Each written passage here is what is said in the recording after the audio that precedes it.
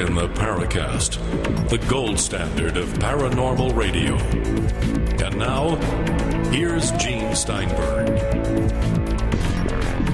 With Gene and Chris, we're back at the Paracast, back at the old stand, or the new stand, depending on which stand you want. Last week we had a fascinating show with Stan Gordon, a Pennsylvania UFO and paranormal investigator, and we made it very clear that it's not just the old sightings that are important.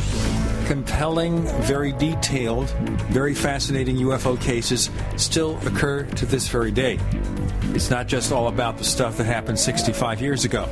And then we had someone in the Paracast forums at forum.theparacast.com, and that particular member was complaining that we emphasize too much about the older cases. In my response, I said, well, we had a couple of shows on Stephenville, Texas. We did O'Hare. We've covered recent cases. But this raises a larger question, Chris O'Brien. That is, why are we so hung up on the stuff that happened all those years ago? Well, obviously, the more compelling cases out there, Bentwaters, Roswell, Socorro, these cases, are very sensational. And I think, when you have a sensational case like the Phoenix Lights, or a case that's seen by, a number of witnesses, a group of people, or large groups of people, obviously they're going to garner more attention, and people are going to be fascinated by them, not only people that are involved in the field and in the research community, but just the general public is going to get involved, and it starts a snowball of interest going down the hill. We have cases that are being reported daily around the world, and there are many good ones, too, that are being reported in other countries. I think we need to have more people that are willing to do the hard work of going out, interviewing witnesses, and actually doing the investigative work in the field to pull out more witnesses, to do the kind of legwork that needs to be done to properly document these events. And I think old cases, they gather steam as time goes by. More and more people are aware of them. Of course, the big smelly R word is the granddaddy of them all, Roswell. I applaud Kevin Randall's new effort that he started a year or so ago, putting together a team of crack researchers and investigators, and just starting from scratch with the Roswell case and treating it like a cold case, and then attempting to reinvestigate the case with a fresh pair of glasses. I think this is probably the best approach I've heard in years relating to Roswell, and I wish them all the luck. I don't know how the heck they're going to actually put aside all their preconceptions and all the the amazing amount of knowledge that they already have about the case. But I do applaud the idea. I think it's a good one, and we'll just have to wait and see. Would be very interesting here if they are able to consider some of these alternative viewpoints, and not just balloons, test balloons, but test aircraft. Yeah. Because I think that's a very compelling option for a lot of those early UFO cases. Yeah, I agree. We had Joseph Farrell on the show a number of weeks back, and his contention that there's a very tantalizing body of evidence that may suggest that Roswell and other early cases from the mid to late 40s could have been actually Nazi technology from South America or from some places south of the border here that were smuggled out of Germany and perfected and made operational, and were possibly responsible for some of the early waves of activity that we saw from 47 through 53. So, we need to look at all closed system possibilities before we jump off planet. I really do have a sense that, even though it's very romantic to think that we're important enough for aliens to come and visit, I have a bit of a problem with that scenario, and as many of our listeners and forum posters already know. And I think it's important that we exhaust all terrestrial possibilities before we jump off planet. I think one of the things that we really have to consider here is the fact that such a large number of those early cases that we continue, unfortunately, to put into the category of either unexplained natural phenomena or spaceships. And we can't look at the test aircraft scenario, especially considering back in the late 40s after World War II, we bring on board all those German scientists who were pioneers in our space program and the V-2 rocket and all that stuff. And we seldom consider, hey, wait a minute, folks. What about this test aircraft? We wouldn't have revealed what it was all about. Right. I love the recent revelation of our secret flying saucer program that was actually Canadian. I think the Avro saucer, that the silly footage that they have of this thing wobbling 2 feet off the ground, and they finally declassified the documents about this flying saucer project. I mean, talk about, kind of thinking that the research community is dead between the ears. I mean, that to me is quite disingenuous, and I really do have a sense that the state of the art in exotic propulsion and technology is light years ahead of where the government and military and aerospace companies are admitting. So I do think that's a fruitful potential avenue of research, and go a long way to explain a lot. Well, of course, I guess sequestration, this new budget-cutting thing that's taking effect a few days after the show is aired in the U.S., where there will be severe military cutbacks. Will that cut back top-secret research? No. They'll always find ways to steal money from other projects. Yeah, that's for sure. You know that the black budget's going to be alive and well. It's interesting. We do spend as much money. I think I've recently seen the figure that we spend as much money on the military and defense as the rest of the world combined. If that's true, I think we have our priorities a little bit bass-ackwards. Well, maybe, but the figure I heard was the next 10 countries combined. So therefore, Russia, China, and all these other countries, if you took the next 10 after the U.S., and took their military budgets, combined them, we spend more still. By the way, we have a special event where you'll be able to find us if you're lucky. Yeah. The International UFO Congress comes to Arizona at the end of the month. Yep. And we're going to be present and accounted for, but some fascinating things are going to happen. Yeah, one of the people that, or actually two people that we'd like to see if we can get on the air from the Congress is the Navajo Rangers. I've had this is not the Lone Rangers. This is the Navajo Rangers. The Navajo Rangers, exactly. They're okay, Navajo law enforcement investigators who have recently come out and started talking about some of the high strange cases that they've been investigating on the Navajo reservation over the years. These include, obviously, UFO sightings, Bigfoot sightings, reports of skinwalkers, and crypto creatures. These guys have some very interesting information that they're starting to share with the outside world, outside of the native reservation population there, and they're going to be down at the UFO Congress. We'd love to get them on the show, and which kind of dovetails nicely into our guest today, Ardy Sixkiller Clarke, who has just released a book on anomalous books that's has a bunch of really fascinating stories in it, and we're going to be going through some of these accounts with her and finding out a little bit more about her background and asking some tough questions. I'll tell you something. I was looking over our forums at forum.theparacast.com under Question Bank, and we have a whole area there under the title Encounters with Star People, Questions for Ardy Sixkiller Clarke. And there are lots of questions, and pretty tough questions, too. Yes. Yep. It's a book that doesn't have a single person listed as a on-the-record witness, so we're going to have to kind of do a little bit of digging here to find out, just kind of dig around a little bit on some of these accounts. Some of them are pretty fantastic, so this is going to be interesting. Of course, they all feature reports that come from Native Americans. Many of them are on Native American reservations, these events, and she's done quite a bit of legwork over the years, compiling a lot of these stories, but then there's stories. So we're going to have to find out what her thinking is about these accounts and why she chose to use the approach that she did. Her name, Ardy Sixkiller Clarke, joining Gene and Chris. You're in the Paracast.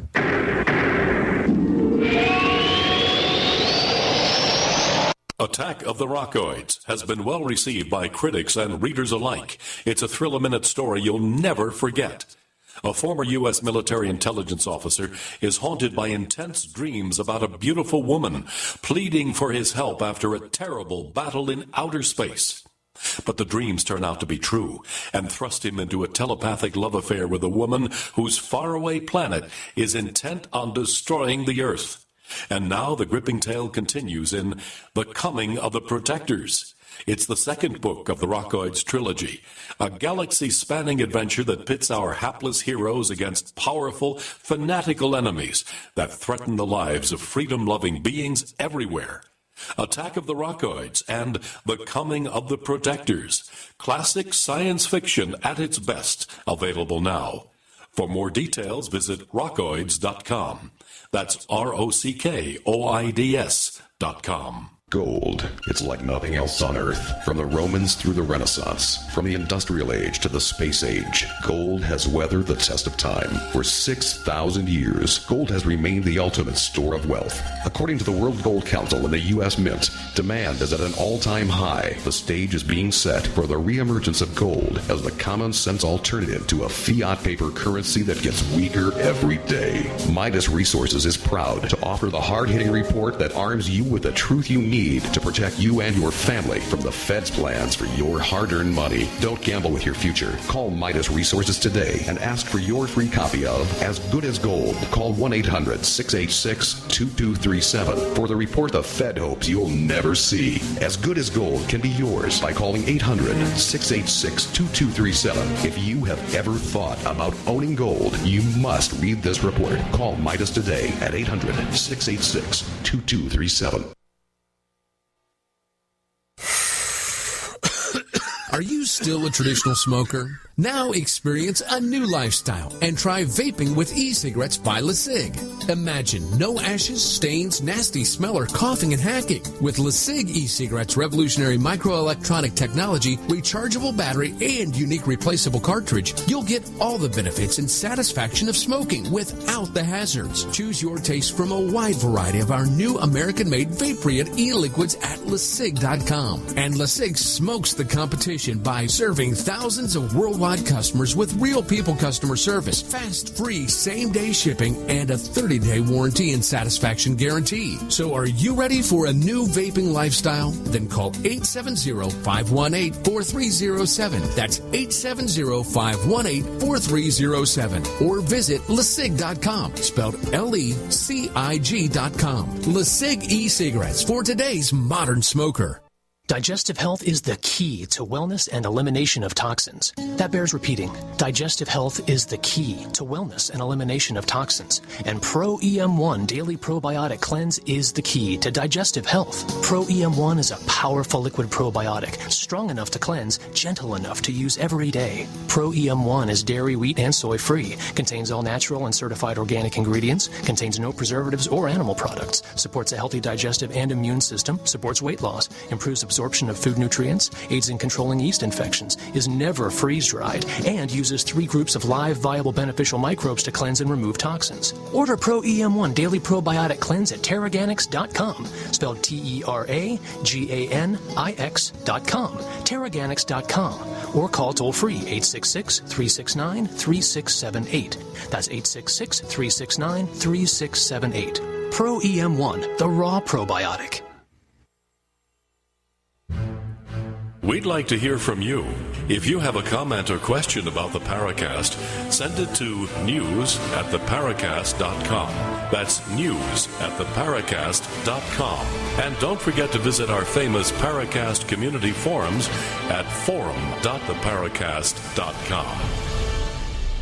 Welcome back to the Paracast with Gene and Chris. And today we have a real special guest who I'm really looking forward to speaking with. And Ardy Sixkiller Clarke is here. And we're going to be discussing Native American Star People traditions and a whole slew of reports that she's published in her recent book on Anomalous Books. And we're going to be talking about how difficult it is, number one, to investigate this particular realm, and especially on Native American reservations or Indian reservations. That term, Native American versus Indian, you mentioned at the front of your book that there's that you've decided to use the term Indian. You want to explain your thinking a little bit on that? Because I guess, prior to recording the show here, we were talking about this. Why don't you fill our audience in a little bit? Well, over the years, when you've been in a group of people and you describe yourself as a Native American, we always have people say, well, I'm a Native American too, because I was born here. And a few years ago, a group of American Indian researchers came together and decided that in our writing and our research, we would refer to tribal groups in general as American Indians rather than American Indians.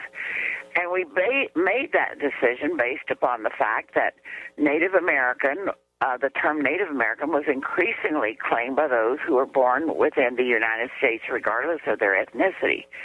And one of the most well-known Lakota journalist and publisher, Tim Gallego, he published Lakota Times, Indian Country Today, Native Sun News.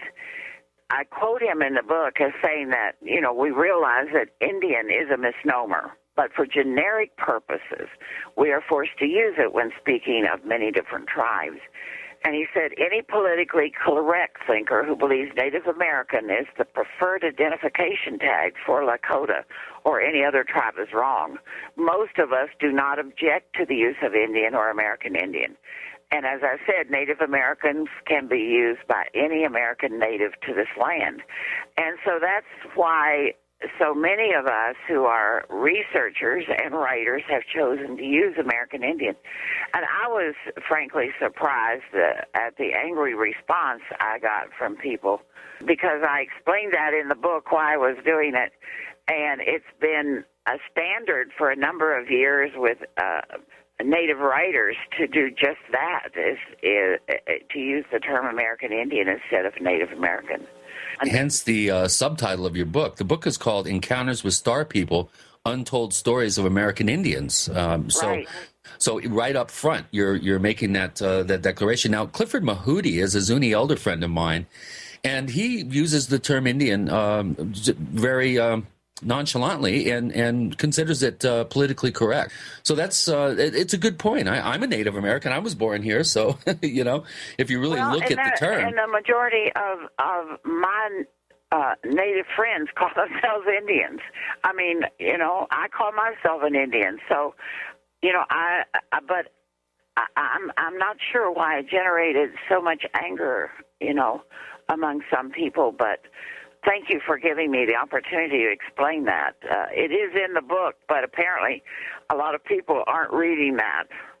Yeah, you can't judge a book by its cover, and if you use the term American Indians, that can, I guess, tweak certain people's politically correct sort of view on indigenous American culture or Indian culture. And I think the term obviously was ascribed to native peoples when the Europeans first arrived, because they were looking for the Spice Islands, and they thought that they had arrived in Asia.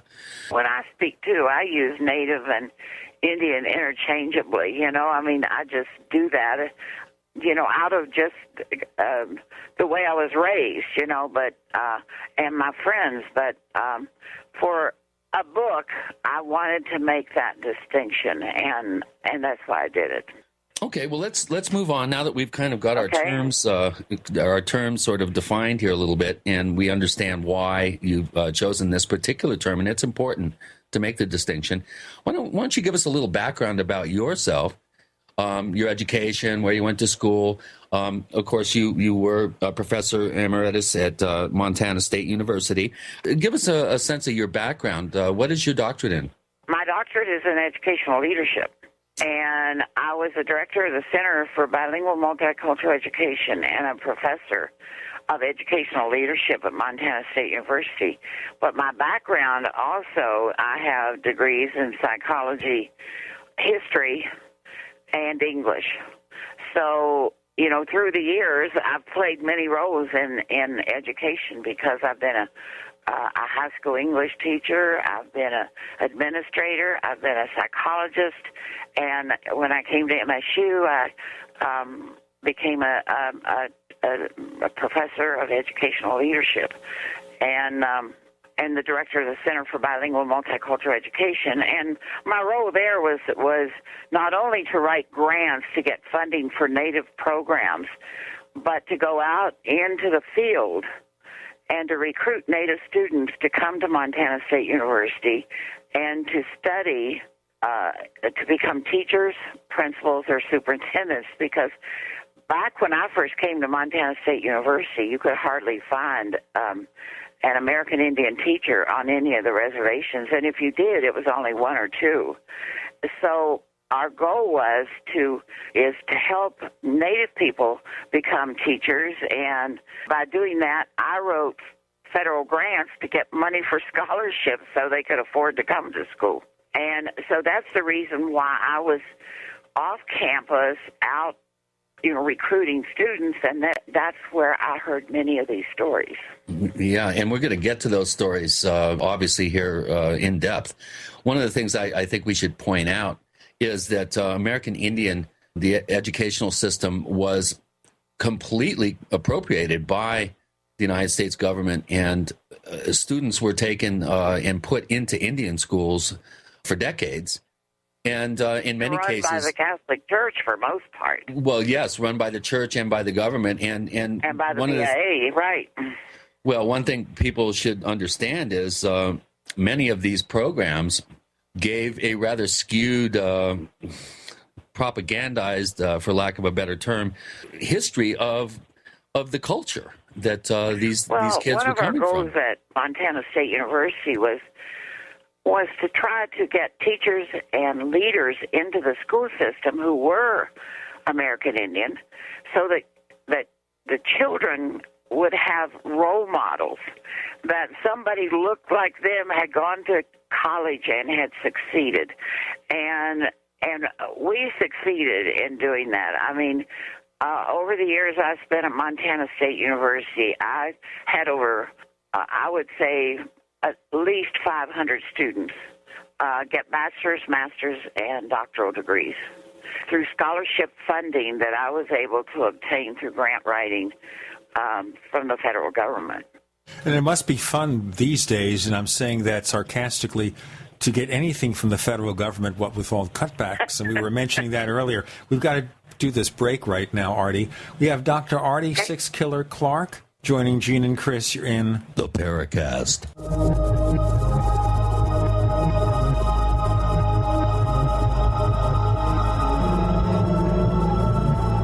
America's #1 source for independent talk radio for over a decade.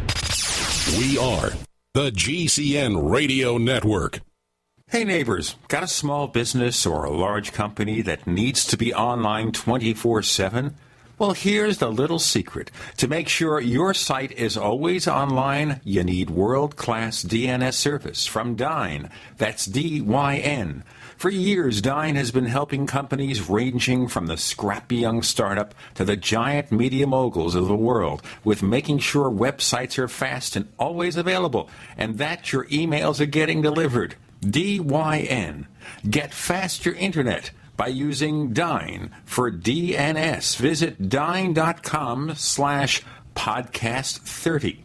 Fill out the contact form or start shopping right away and save 30% by using the promo code podcast30 at checkout. Again, visit dyn.com, that's dyn.com/podcast30. Check them out today. Are you always 5 minutes late? Maybe you're only late when you don't want to be somewhere. Then you realize you're always 5 minutes late.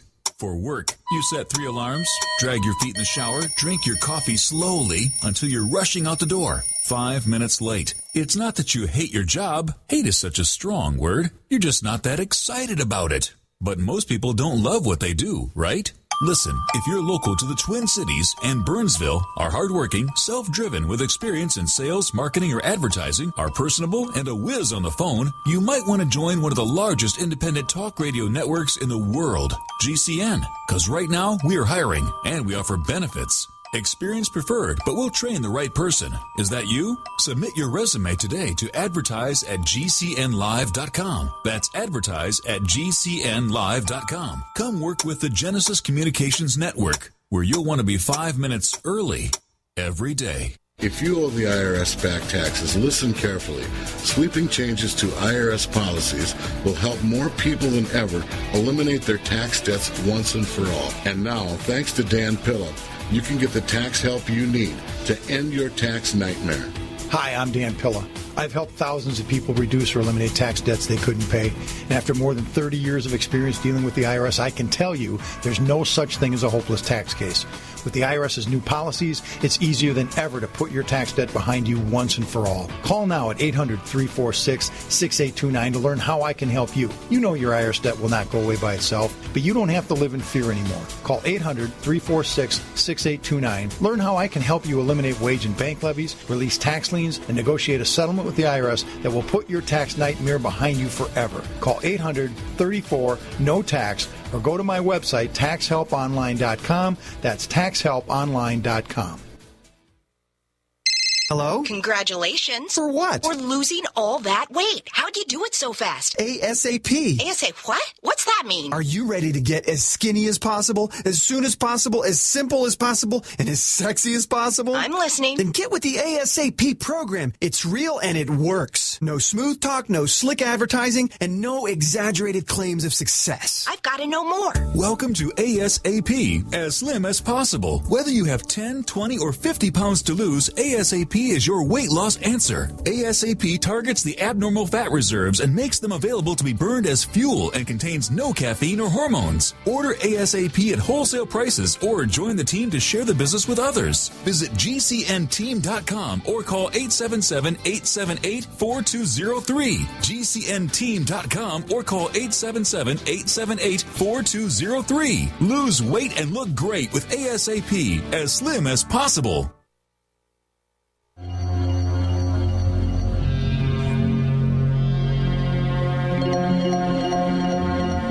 Hi, my name is Richard Dolan. You're listening to the Paracast.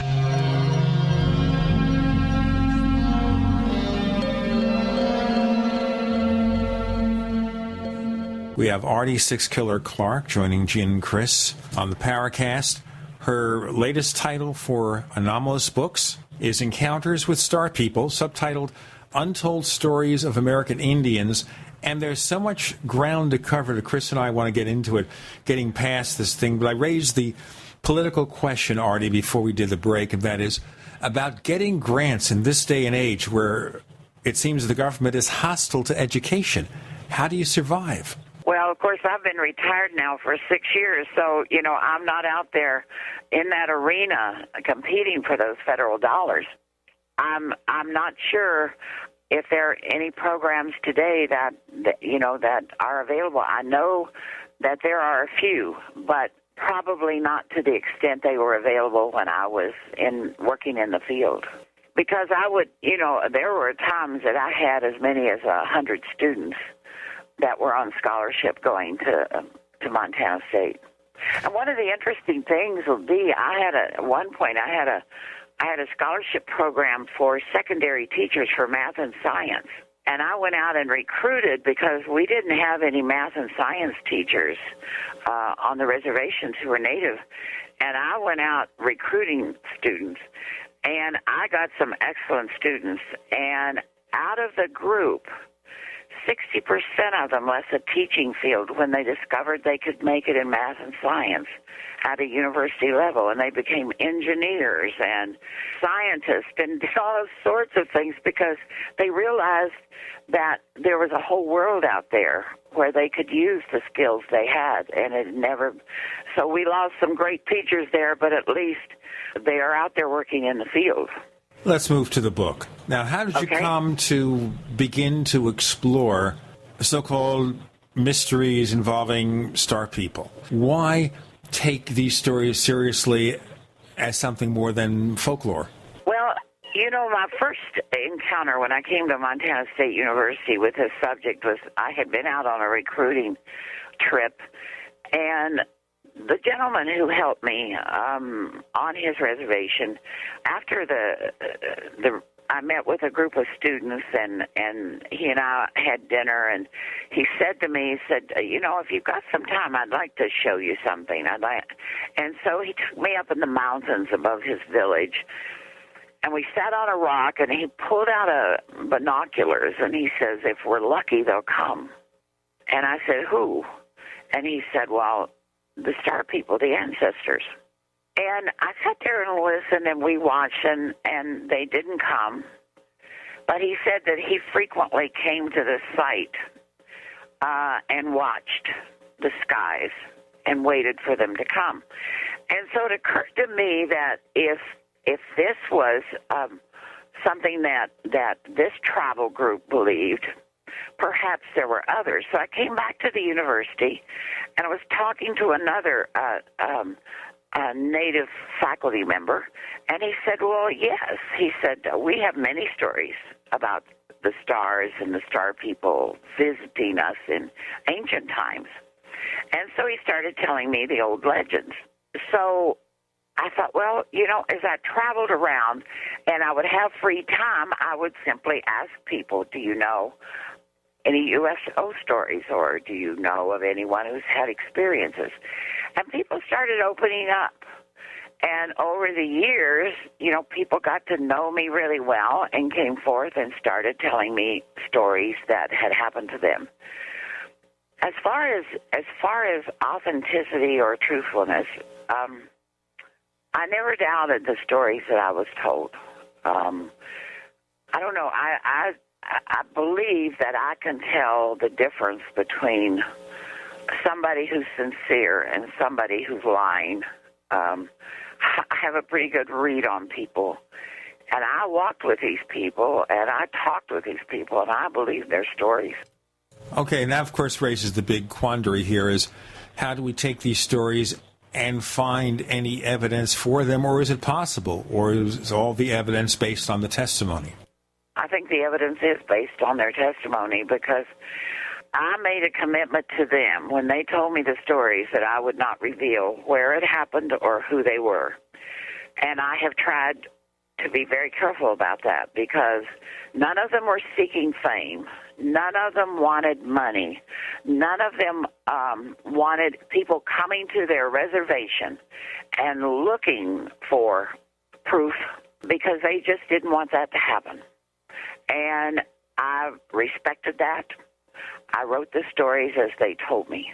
And I know, I'm a social scientist. I listen to stories and to people, and I record what they tell me. I'm not a hard scientist that has to have, physical evidence. And so that's the only explanation I can give you. I believe the people. Let's look at some of the stories here, because there's some fascinating tales, and so many of them remind us of things that are common in the UFO field. And I'm considering, for example, Chapter 1 of your book. The title is Missing Time, which, of course, is something that is generally considered to relate to UFO abductions. So in writing a chapter on missing time, is that what you were talking about? Well, yes. I mean, that's exactly what happened to this couple, is that they lost time and not remembering anything that had happened to them. They came upon, if you'll recall, a place where there was cattle mutilation. And the man, being a police officer, gets out to investigate and then finds no evidence that it was the act of vandals or rustlers or thieves. Instead, he finds very meticulous, like surgery or operations on these animals. He finds no footprints, no evidence. The animals were in relatively tall grass around them, no place where the grass had been disturbed, other than where these animals were. And so he gets back in his car, and that's when he and his wife see the UFO. And then they lose time and don't realize it until they get to their destination. They drive to their destination and suddenly discover that they have lost several hours of time. Now, without going into details that you can't reveal because of the promise not to identify these people, can you give us an approximation of when it happened and where? Well, I'll tell you, it happened in Montana, and it happened, I would say, within 5 years. Okay. So it's a recent case. Yeah. Yeah, oh, yeah. Now, as far as the missing time is concerned, has anything been done to recover the memories that you can tell us about our listeners? No, nothing. And the people I talked to weren't interested in that because they, for most of the encounters, most of the people had a clear perception of what happened. This couple knew what happened. They just didn't know what happened during that period of time when they that was missing. They were fully aware of seeing the mutilated cattle. They were, and the interesting thing of it was that when they got ready the cattle became missing again. And so these individuals aren't interested in submitting to a psychologist, or some kind of regression or whatever. We have Ardy Sixkiller Clarke joining us this week, and she has a fascinating book called Encounters with Star People. And this is not stuff that happened necessarily 2,000 years ago, but very recently, some of the stuff. With Gene and Chris, you're in the Paracast.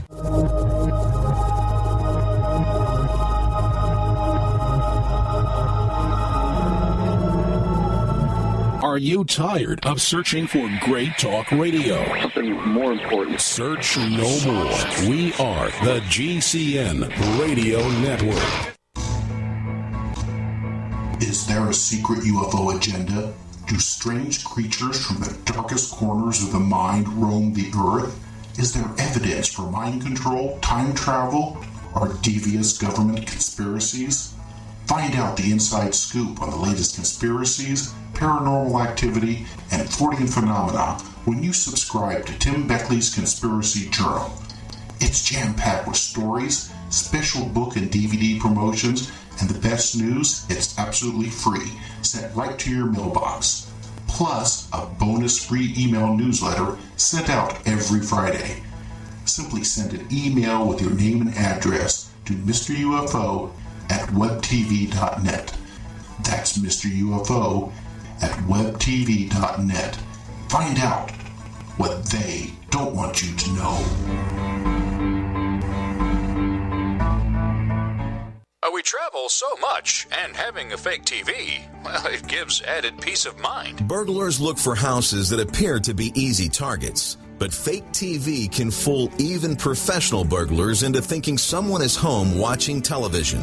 As a recent widow living alone, it gives me great peace of mind to set my fake TV near a window and know that passing motorists and pedestrians will think someone is home watching TV when I'm actually away from home. Fake TV easily plugs into any outlet, just like a light on a timer. And they're so easy to use. You just plug them in and they're ready to go. Plus, they're so affordable that we have one upstairs and downstairs. Fake TV is only $34.95. Order your fake TV by calling 877-5-FAKE-TV or go to faketv.com. That's 877-532-5388 or faketv.com. Fake TV, the burglar deterrent. Now there's an amazing new natural antibiotic every person must have. It's Cells Alive Silver Solution, and it destroys over 650 hard-to-kill viruses, fungus, bacteria, and much more. Cells Alive Silver Solution has no expiration date, is great for emergency kits and storage shelters, and comes in 8 or 16-ounce bottles. Order today at 888-910-4367 or visit hempusa.org. Hempusa.org, 100% chemical-free superfoods and unique health products. We the people grow cotton, weave fabric, engrave ink, embed strips and fibers to protect from counterfeit, then carting to a private bank, having it lent back at interest, forcing taxes to service debt. This capitalism, or was Jefferson correct when stating a central bank issuing the public currency is a greater menace to the liberties of the people than a standing army? Hi, Ted Anderson. I'm placing a free silver dollar in a book that explains our monetary system. Call for your copy, 800-686-2237. It's time to understand the system. Call 800-686-2237. That's 800-686-2237. You've come to expect winter specials from Herbal Healer Academy, and we're not going to let you down. Battle through cold and flu season with powerful, natural, and safe flu fighters. Antivirals like olive leaf extract capsules and elderberry power. Vitamin D3, 180 caps, only $9. Beta-glucans and an incredible immune system booster. Our own 4-herb tea capsules and Respa 8, all specially priced during the winter sale at herbalhealer.com. Also, exclusive homeopathic detoxes for lungs, kidneys, liver, whole body, and lymph are on sale. Herbal Healer Academy offers correspondence courses to teach you how to handle your health naturally. And as always, new customers get a free 128-page catalog with your order. Log on and save big now when you hit the winter specials at herbalhealer.com. Healing the world with nature, one person at a time since 1988. Celebrating 25 years in service to the natural healthcare industry.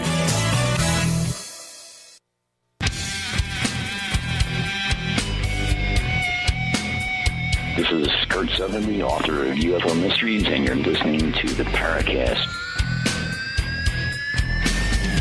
On the Paracast, we have Ardy Sixkiller Clarke. We're talking about the star people, but just encounters of a long time ago, but encounters that are quite recent and quite relevant to UFO research. Now, these people, are you able to tell us roughly what line of business they're in or anything about their background, or you'd rather not? You mean the individuals who I interviewed? You mean the individuals with missing time? Yes. One was a police officer and the other one was a teacher. Okay. Regular people. Oh, very reputable people, right. Regular and reputable. Right. And they're not looking for publicity, which is very important. They're not looking to sell a story. They're not looking to go before the International UFO Congress and do a series of lectures. No, not at all. Yeah, I'm kind of scratching my head here, thinking about the discovery of what appears to be a mutilated head of livestock, and then in the same sort of event, they see what they perceived as some sort of unidentified flying object. Did you get more descriptions of the object from them? Did it maneuver? How close did it get to them? Are there any more details that we have about this particular sighting? You know, they talked about seeing the craft, but it was such a bright light hovering over them that they had no. They were unable to describe it because I asked them that.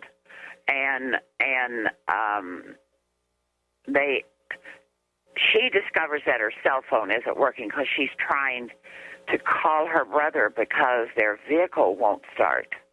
They're trying to get out of there, and their vehicle won't start, so she's trying to call her brother because she thinks, if I can get a hold of him, he's just going to drive out here and get us out of here. And then that's the last thing they remember, So essentially, what they're describing is a bright light. We don't really know if it's some sort of what appears to be some sort of extraterrestrial ship or something. It could have been possibly a silent helicopter pulsing down some sort of electromagnetic beam to maybe render the engine ignition inert or something. So they don't have any recollection of any details of the actual object that was shining this bright light on them. Is that correct? That is correct. But on the other hand, how many times have you heard of helicopters mutilating cattle? Hundreds of times they've been sighted. And that's the story I reported. Yeah, we have over 300 cases of helicopters being sighted in and around mutilation sites since the early 70s. The father of mutology, if you want to, I wouldn't want that term applied to me, but Tom Adams, who's been investigating or who investigated these cases from 1970 to 2000, compiled 250 reports of helicopter sightings in and around mutilation sites. And since then, there's been, the book ended in the late 80s, and during the 90s, we had a whole slew of other reports that were filed. So helicopters have been seen in conjunction with these cases, not directly involved, except for a couple of rare cases where animals were seen slung underneath helicopters being ferried somewhere. We've also had evidence of skid marks from helicopters setting down in fields where cattle have been discovered in a mutilated condition. We've also had the type of downdraft evidence, flipped over cow pies, grass and other plants flattened from wind. So it's interesting. This guy was a law enforcement official, so you would think that he would be being a trained observer, that he would be fairly accurate in his his what if sort of scenarios. So well, at the same time, as you can see, I'm not very well versed in ufology because I wasn't aware of that, and probably he wasn't either, because he assumed that it was a UFO, so that's the only answer I can give you. Yeah, in the mid-70s in Cascade County.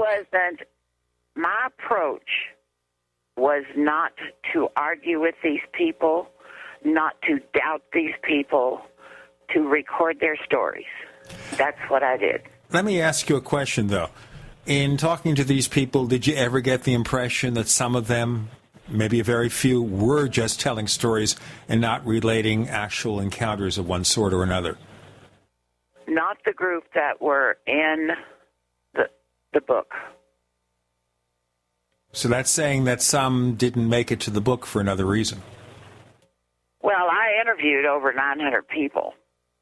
And, I have interviews of over 900 people. And some of them, the stories were just typical. I saw this UFO in the sky, and it zipped across, and it did this, and it did that, and those were not. But, I don't know if it was something they saw or not, but it didn't merit going into the book.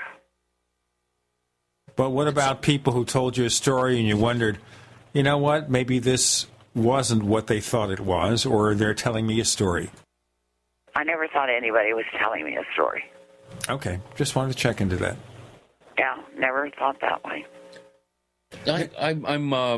I'm curious as to where did the majority of these stories originate? Which particular part of the country? I know you traveled extensively through the time period where you were compiling all these interviews and stories. Did you see any sort of correlation between location, between a particular reservation or part of the country? Was it pretty evenly distributed in terms of these accounts, or did you see centers of activity or hotspot areas? I'm trying to think. I don't believe so.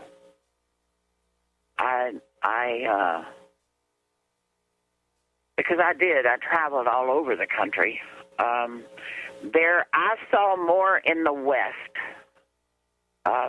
More stories came out of the West, but of course I live in the West and frequented the Western reservations more. The more isolated a reservation was, the more likely there were stories. That's interesting. So the more remote locations tended to generate more. And the more of these. remote the individuals in remote sections they lived in. You go to Montana and South Dakota, and North Dakota, and some of the states out here in the West, and even Arizona. You're talking about reservations that are so isolated and so remote, especially some of the people who live there. Right. That it's just you could understand why these encounters would happen in places like that. Yeah, 60 miles to the nearest grocery store or convenient mart. Well, and if you can find a convenient mart on a reservation, it's some of the reservations are in remote sections of the states anyway. I mean, they're not in the areas where there's lots of people because the government didn't place Indian reservations on desirable land. They replaced them in remote areas away from population centers. Yeah. And so the areas that I visited, many of them are very remote. And many of them I had to drive for miles. And, when I'd hear somebody had a story to tell, and sometimes I would come upon a story that I wasn't even expecting. Yeah, oftentimes those are the best ones, I found. I know. Yep, the ones that just happen along, maybe a neighbor's there, and you're interviewing one person, and the neighbor goes, "Wow, you think that's cool? Wait till you hear this one."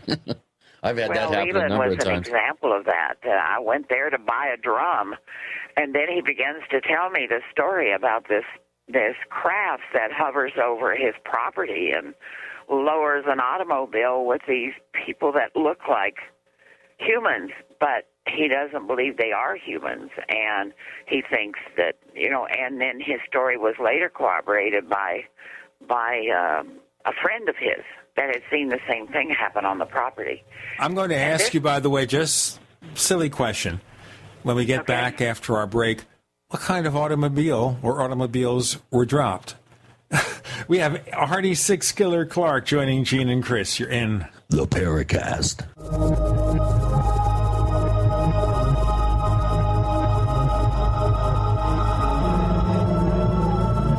The GCN Radio Network, providing the world with hard-hitting talk radio. GCN. Great talk radio starts here. Hi, this is Ted Anderson. If you'd like to listen to GCN programs on the go, I have great news. GCN has created a Droid and iPhone application, and it's free. Just as easy as going to GCNlive.com, click on the banner, and download. Before you know it, you'll be listening to your favorite hard-hitting GCN shows, live or on demand, right on your Droid or iPhone, 24/7 and on the go. So download the Droid and iPhone app free by clicking on the banner at GCNlive.com. Thanks again for listening to GCNlive.com. Again, that's GCNlive.com. We the people grow cotton, weave fabric, engrave ink, embed strips and fibers to protect from counterfeit and carting to a private bank, having it led back at interest, forcing taxes to service debt. This capitalism, or was Jefferson correct when stating a central bank issuing the public currency is a greater menace to the liberties of the people than a standing army? Ted Anderson, I'm placing a free silver dollar in a book that explains our monetary system. Call for your copy, 800-686-2237. It's time to understand the system. Call 800-686-2237. That's 800-686-2237. Positive results from satisfied customers of Heart and Body Extract continue to pour into our website, hbextract.com. This is Al from New Jersey. One day I saw your ad for Heart and Body Extract, and it mentioned that it would help me with angina, so I decided to order. I figure I had nothing to lose. Heart and Body Extract supplies your body with everything it needs to balance itself and maintain optimal heart and circulatory health with no negative side effects. I took the formula 3 times a day as directed, and I kid you not, within 4 days, my angina pain was completely gone. Order HB Extract by calling 866-295-5305 or online at hbextract.com. That's 866-295-5305 or hbextract.com. I could not believe it actually stopped the pain. Heart and Body Extract actually works. This is just an amazing product. Even the numbness in my hands is completely gone. Heart and Body Extract for a long and healthy life.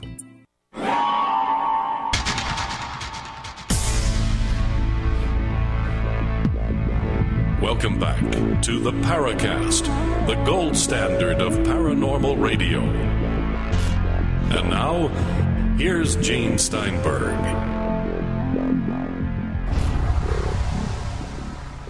Fascinating stories about encounters with star people with Ardy Sixkiller Clarke. Dr. Clarke, that's a silly question I asked. A car being dropped with people or beings in them, what kind of cars? Well, he said they were big black cars. And, you'd have to know Leland. Leland didn't own a car. He didn't know much about cars. He never really left his little cabin, his little home place there. And so he just said they were big black cars. Yeah, I find this particular account one of the more compelling stories in the book. Why don't you give us a quick thumbnail sketch of some of the other details of this, where the automobile was let down? And I think he took you out there and you actually saw the tracks that these things... I saw the circle on the ground and where nothing was growing. And I saw the tire tracks through his field, and he didn't own a car. There were no cars around, and he said that that one time, as they were going through the field, they had a flat tire, and the driver... I love that detail. And he had to go out and fix it for him. He went out and fixed the tire. And I asked him to describe the man or the being, and he said, well, he couldn't really tell much about him because it was dark, and he had this hat and collar pulled up, but he said he looked like he had no neck. And I found that extremely interesting, and then he goes on and tells me how he had to get the people out of the beams out of the car so he could jack it up, and after he finished they gave him $10 silver. And so he took these silver dollars, and he said, I caught a ride. He said, over the state line, he said. I took him, and I found a place, and I said, how much will you give me for these? And he said, I sold 9 of them, but I kept one. And he reached in his pocket, and he pulled it out, and he handed it to me. And I have that silver dollar, by the way. How old was it? It was in the early 1900s, like 1923, I think it is. So it was an old silver dollar. And did it look tarnished and look used? Was it worn? Oh, yeah, it did. Yeah, it's worn. And that was his pride and joy. But he kept saying, I wish they would come back so I could and have another flat tire. Maybe I could make some more money. Yeah, the other detail that I found curious too was the people in the backseat seemed to be afraid of him, and they kind of huddled away, and if he would get near, they'd move away from him. Right, and he said he talked about the women. He said they acted like they didn't know how to walk in those shoes, and I thought that was interesting too. So, the inference here is that we have aliens walking around among us, if that's what indeed they were, if we can take this story at face value. What was his thinking about this? How many times did this occur? And what time period are we talking about? Well, he died, it's been about 8 years now. So he said that it had been occurring for several years, that he had been seeing this happen. So, and they believed, he and his buddy believed that that's what was happening, that literally aliens were infiltrating the earth. And he says, I want you to make sure you tell this story.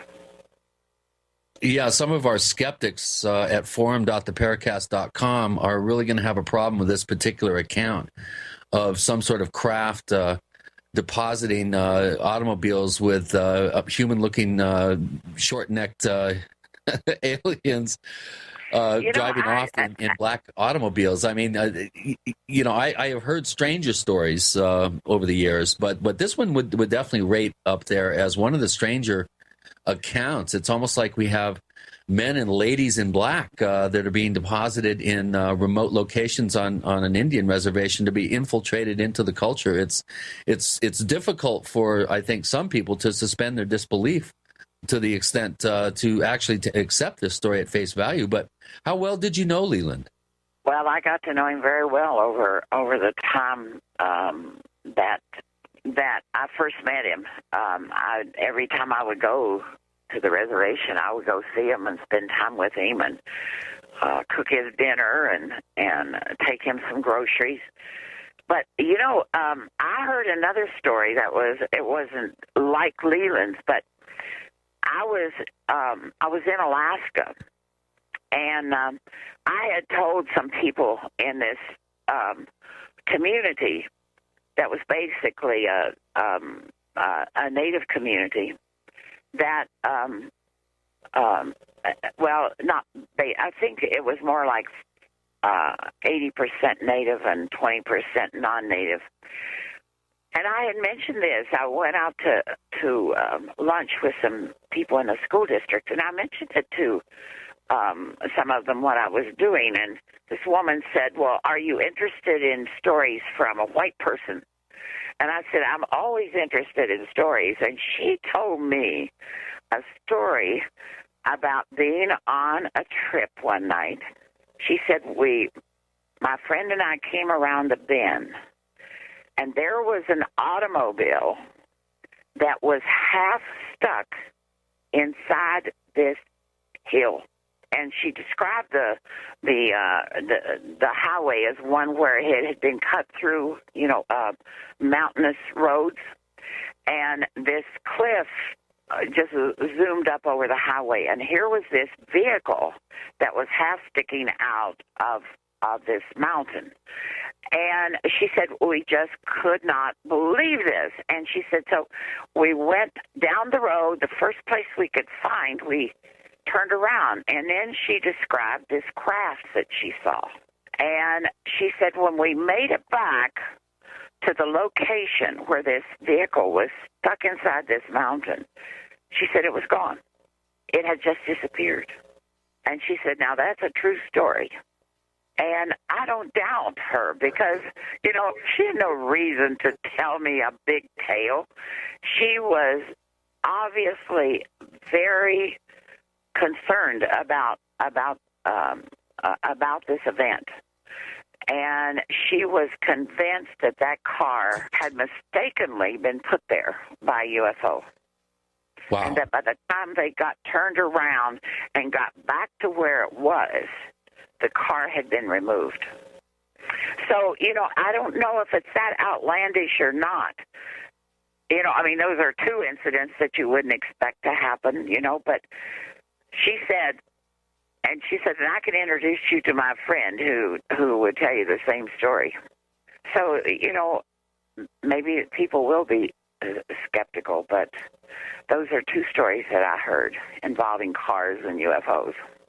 Wow, that's amazing. Out of all these 900 stories and accounts that you collected, did anyone ever show you any photographs? Or we have the physical evidence that you apparently saw with Leland's claim, but did you ever have any other sort of physical evidence or photographs or recordings or anything to substantiate and help bolster a person's account?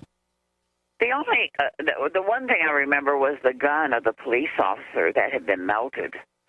I saw it. I've been criticized because I didn't take photographs of it, but that wasn't my intent.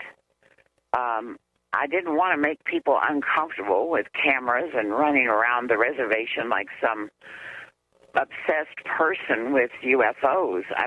In order to get these stories, you have to have a certain amount of respect. You have to have a certain amount of... People have to trust you. Yeah, oh boy, I know about that. Before we get into any further issues regarding trust, and we certainly trust Chris O'Brien, and we're finding a lot of trust in what Ardy Sixkiller Clarke has to tell us. With Gene and Chris, you're in the Paracast.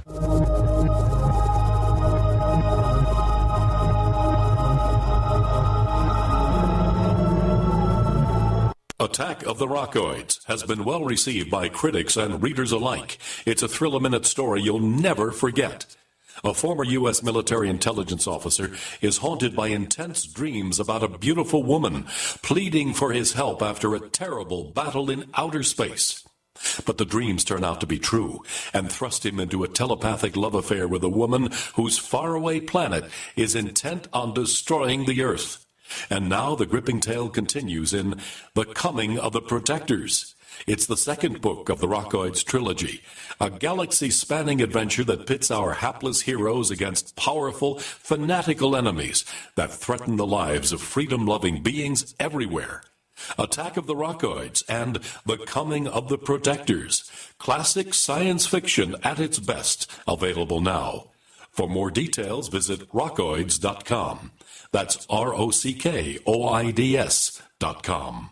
Quantitative easing, unemployment at depression levels, Europe financial system falling apart, China getting out of U.S. treasuries. At the end of 2008, the time of TARP, the national debt was at $11 trillion, gold trading around $850 per ounce. Close to 2012, the national debt exceeded $16.4 trillion, gold doubled to $1,600 per ounce. The $20 trillion threshold for the national debt is inevitable. Politicians in Washington have a ferocious appetite for spending and stimulus. What's worse, a printing press to finance. 100 years ago, we had a gold standard to limit this madness, but now you have to adopt your own gold standard. Don't be fooled with paper promises. Get Midas Resources 10 Reasons to Buy Gold free by calling 800-686-2237. Understanding the gold and silver market may be the only insurance you could have to avoiding the next economic crisis. Call 1-800-686-2237 and order your free copy. Again, that's 800-686-2237.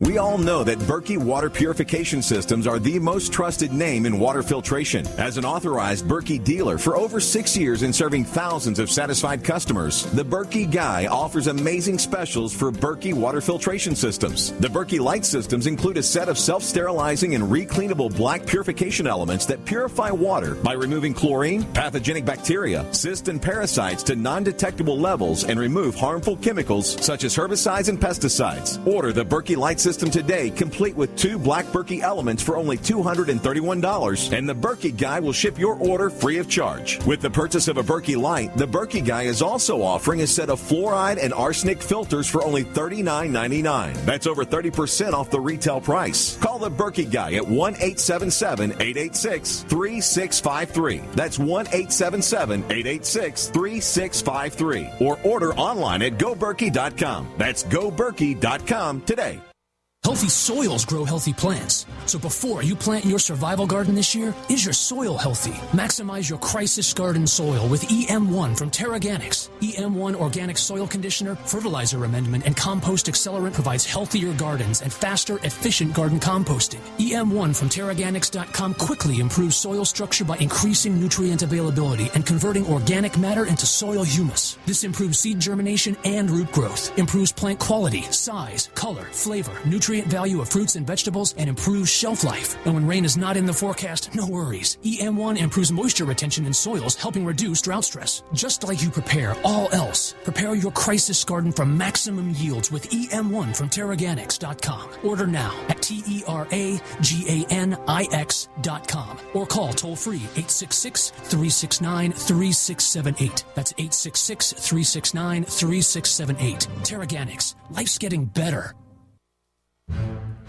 We'd like to hear from you. If you have a comment or question about the Paracast, send it to news@theparacast.com. That's news@theparacast.com. And don't forget to visit our famous Paracast community forums at forum.theparacast.com. With Gene and Chris, we have Ardy Sixkiller Clarke talking about encounters with star people. But one thing I want to ask you here, we assume these strange beings are star people. Is that therefore saying that, oh, it's E.T.? Are we assuming it's E.T. without necessarily any evidence of that?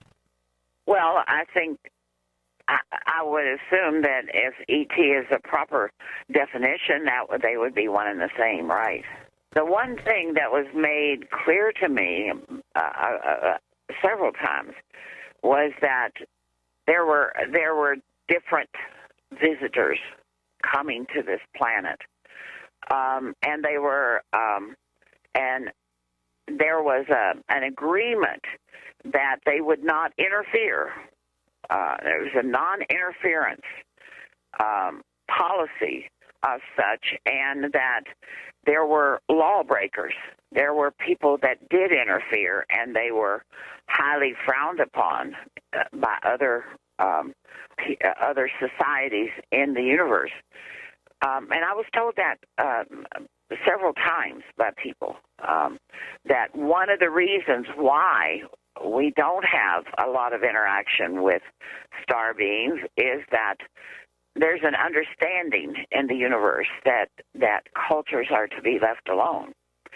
But don't you think the mere presence of so-called alien craft, UFO abductions, things like that, that's interference? Yeah. Well, and I think you could interpret it that way, but I don't think that a lot of the UFOs that you see you are intended to see them. I think that's why you have these stories, these events, encounters occurring in remote areas. Right, accidental encounters, basically, is what accidental, right? Well, this because they're not looking now. They're not looking for that interaction, and it seems like there are some, from what I was told by some of my interviewees, that there are those that break that law. And well, I would assume that leads me to a question. People. Pardon? We have a bunch of questions from Paracast listeners that they post on our forum, and Aldo Poe is one of our newcomers to the forum, and he asked that very question: Are star people all from one race, or are there many different races visiting us? And basically, what I'm hearing you say is we're dealing with various races or entities, types of entities that are visiting us, and that oftentimes these events or encounters are accidental. They're not really intentional. Here's another couple of questions that I think along these same lines. Conrad Hartman's been a very active poster at forum.theparacast.com for the past year, and he asks he's real excited that you're going to be on the show, and asks a number of questions. One of them is, are there significant differences between tribes in the way they deal with UFOs and related phenomenon? Do you see correlations of how Indians in terms of Indian tribes deal with this type of thing? Do you see correlations, or is each tribe different the way they view this material? Well, I think one common thread that runs through all is that not to talk about it.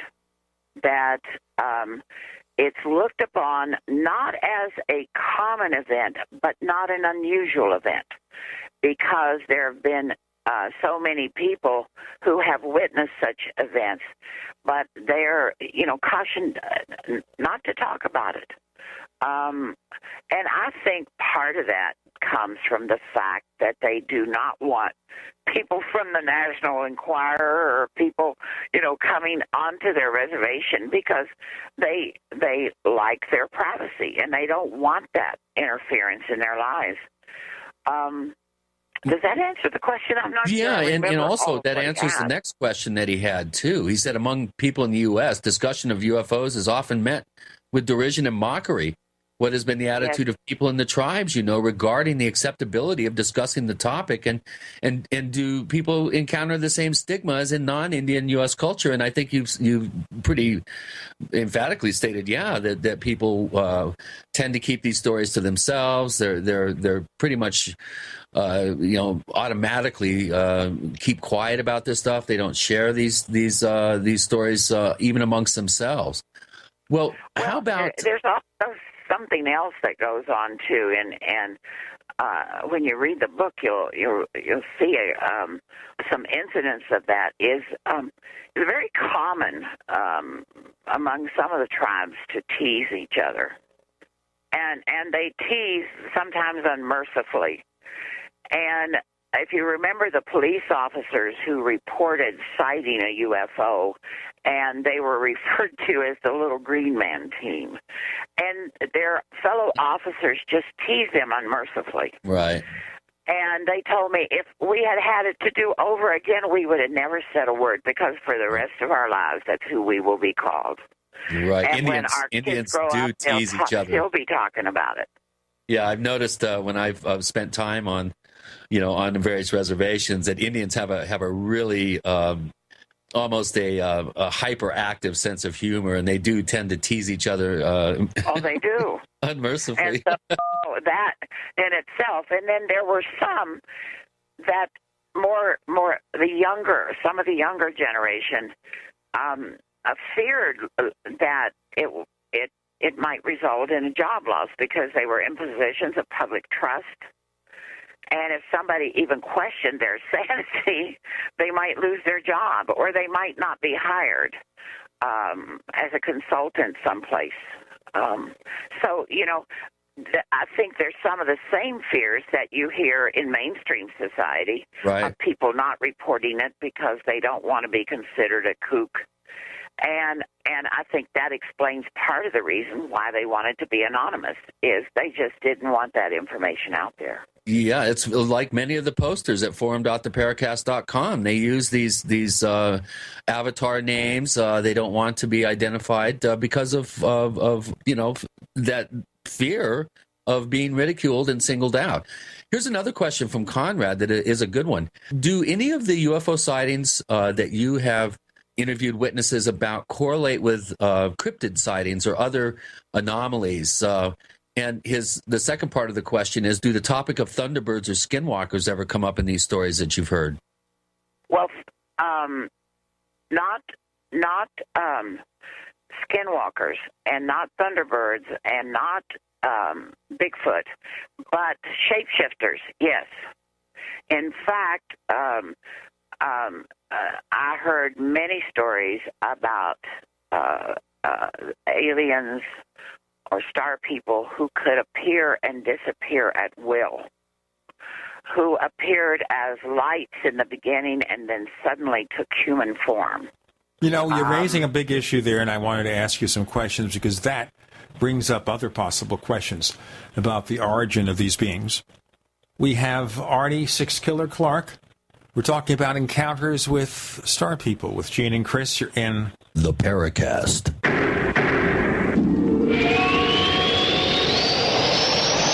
America's #1 source for independent talk radio for over a decade. We are the GCN Radio Network.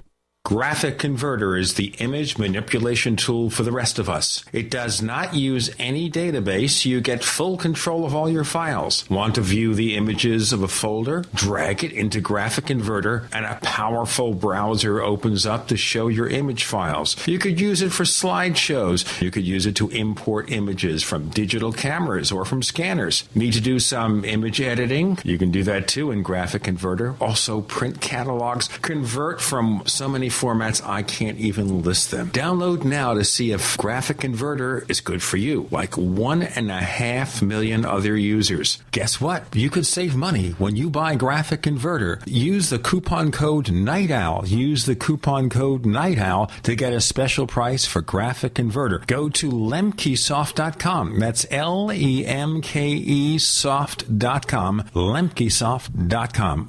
LEMKE soft.com. Preparedness is simple when you have the right stuff.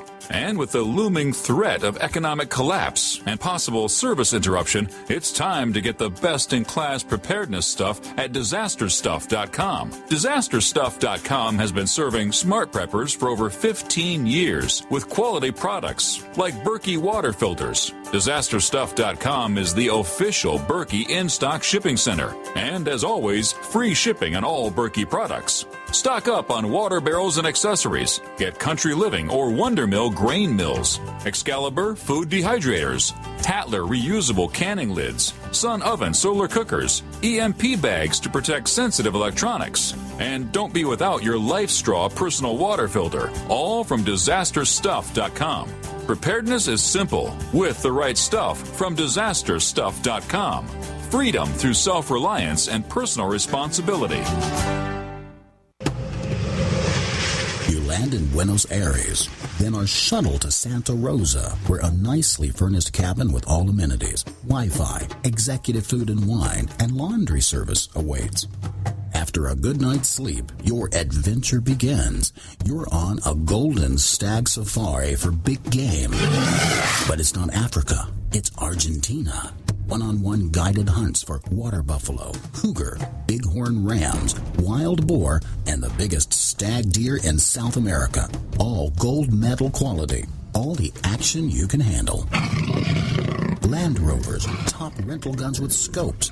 All food, beverages, hunting guides, ground transportation included, and more. All more affordable than you can imagine. The adventure of a lifetime starts at goldenstagsafaris.com. The big game hunting ranch. goldenstagsafaris.com. It's time for a home security quiz. Answer this. What effective home security device is smaller than a coffee cup, fakes out burglars into thinking someone is home at your house while you're away, plugs into any wall outlet, is recommended by many police departments, and sells for less than $35? Yes, it's Fake TV. This year, about 1 in every 50 U.S. homes will have a break-in, with burglars usually picking the easy target, a dark house that looks like no one is home. Fake TV is a small electronic security device that makes it look like someone is home watching TV by simulating the light from a real TV. It's like a lamp on a timer, but far more convincing. And for only $34.95, Fake TV could be the difference between coming home to a secure house or one that's been ransacked. Go to faketv.com or call 1-877-5-FAKE-TV. That's 877-532-5388 or go to faketv.com. Fake TV, the burglar deterrent. Hi, this is Don Ecker, and you are tuned into the Paracast. Let me tell you what, you're going to hear stuff here that you probably won't hear anywhere else. Hear that, George Snorri? On the Paracast, we have Dr. Ardy Sixkiller Clarke joining us. We're talking about encounters with star people. And Ardy, I wanted to ask you about these shape-changing things, beings, whatever they are. Wouldn't that possibly indicate something else is at play here other than E.T., maybe some other kind of indigenous or terrestrial phenomenon? Well, I'm not sure. The people I interviewed felt they were star people with this ability to just disappear when they wanted to sometimes appear as balls of light and then suddenly become take a human form right in front of their eyes. So, whether it's another, and all of them said this in conjunction with a craft sighting. It wasn't that it was a ball of light and took a human form and there was nothing in the sky or nothing nearby. All of it involves some kind of a sighting of a craft. Okay, let me ask you, though. Did these beings, when they appear to be human, interact with anyone and say, yes, we're from the stars, so to speak? Well, in the one case, you remember in the book the story that took place before Roswell where there was a crash? Would you explain this to our listeners? They haven't read the book and they'd like to know. Well, there was an elder that told me a story about back when he was a young boy. I think he was around 10 years old, that he always spent the summers on his grandfather's ranch. And when school was out, that was just his parents dropped him there, and that's where he stayed. And on this one occasion, he arrived on his grandfather's ranch, and there was a crashed UFO. And it had crashed into a butte and was just partially outside the butte. It hit with such force that it went inside the butte, but part of it was outside the butte. And it was at a time when the government was building a lot of dams and different things around the country. And it just happened to be that in this particular place, there was a dam being built. And his grandfather is forced to leave his property. Well, first of all, I should say that his grandfather talked about these alien beings from the stars who came and 17 of them, I think it was, survived. He didn't know if any others were there, but there were 18 seats, I believe, on the craft. But 17 of them, and they lived there. But when he first encountered them and would go there, they would disappear at will. And afterwards, when they realized he meant them no harm, he had an interaction with them. and they were rescued. They stayed there a few months until a craft came back and rescued them. But did they say where they came from? Well, he said that he went, after he was older, that he went to his science teacher, and what he said is they came from Pleiades. That's what he said. Is that what they told him? Well, that's what they told the grandfather. They told the grandfather where they pointed to the place in the sky. So he goes to his teacher and says, "What is this place?" And the teacher told him it was Pleiades. Interesting, because I've heard that correlation cross-tribally of the Pleiades being singled out as a potential location for these beings. Now, I have a couple of follow-up questions on this. One is, do we have an approximate time period? Was this the 30s, the 20s? What decade are we talking about here? Well, we're talking about you said the early before 40s. Roswell. Yeah, it was before Roswell in the early 40s. In the early 40s. Okay, my other question is, what happened to the ship that was partially embedded in the butte? Well, that's the interesting thing, because he said that when the government arrived, they forced his grandfather off his ranch and made him go live in this motel room. And he stayed with his grandfather at the time, and his grandfather was just beside himself over what was going on. And, of course, when they came back, they didn't even recognize the place. And he was convinced that the military had found it and had removed it.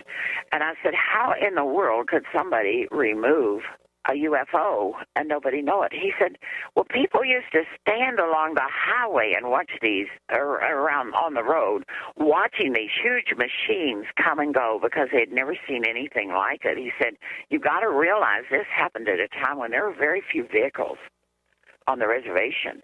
And he said that people would literally stand along the road and watch these huge machines go by. And he said you could have moved anything. And, of course, he didn't live anywhere near any neighbors. The closest neighbor he had moved away.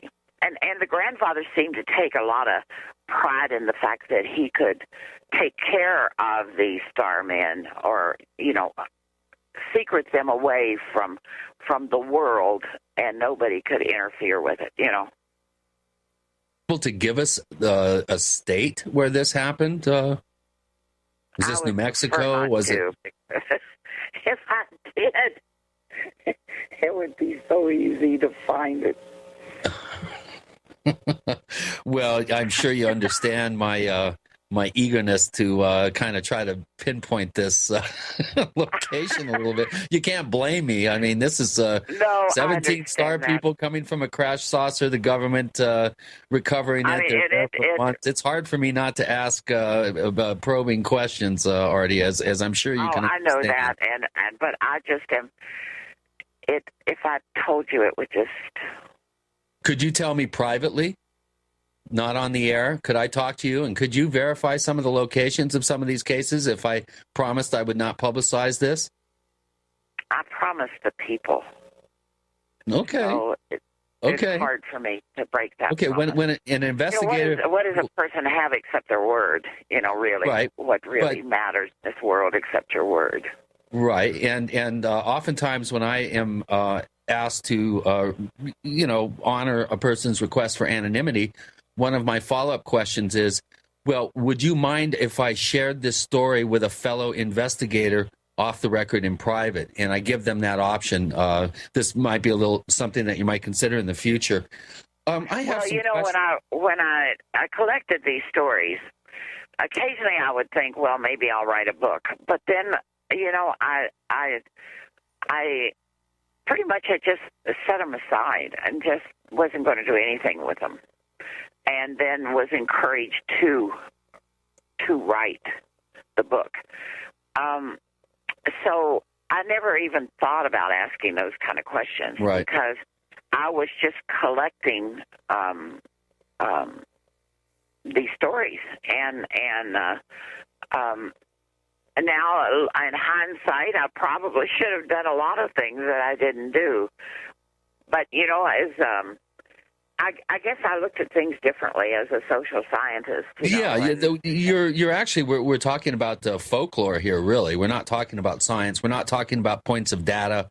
Verifying dates, times, accurate descriptions, looking for physical evidence, like myself and other investigators would do. It reminds me of Tom Dongo here in the Sedona area, who's been collecting stories for 30 years, many of them actually from the Navajo reservation. He's not interested in the least to get a date, a time, and a lot of accurate sort of data points. But I'm gonna kind of cool our jets here about some of these accounts and get a sense from you if you've really, in 900 interviews, you're going to start to see some correlations between tribal thinking in terms of star people.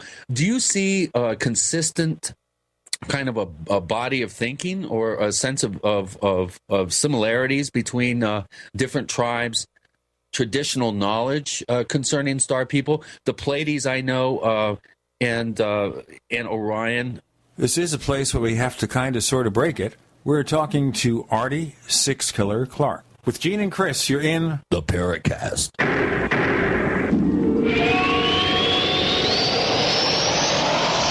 Are you tired of searching for great talk radio? Something more important. Search no more. We are the GCN Radio Network. Whether it's personal mail, whether it's business email, you want reliable, dependable delivery, freedom from spam, freedom from viruses. Well, Polaris Mail offers professional email hosting services for your personal or small business use. Each account uses 25 gigabytes of storage, an easy-to-use webmail interface, and full mobile sync. Sign up today for a 30-day free trial at polarismail.com, polarismail.com. So here's what happened. I was placing an order online. The site went down. It just stopped responding. It took hours before it returned, but I'd already placed the order with another company. If your site goes down, you could lose business. And if you have a business or personal site, you want to know it's easy to run and it will stay online. At iWeb, your site is hosted on one of the most reliable networks in the world. Check it out. iWeb.com. That's iWeb.com.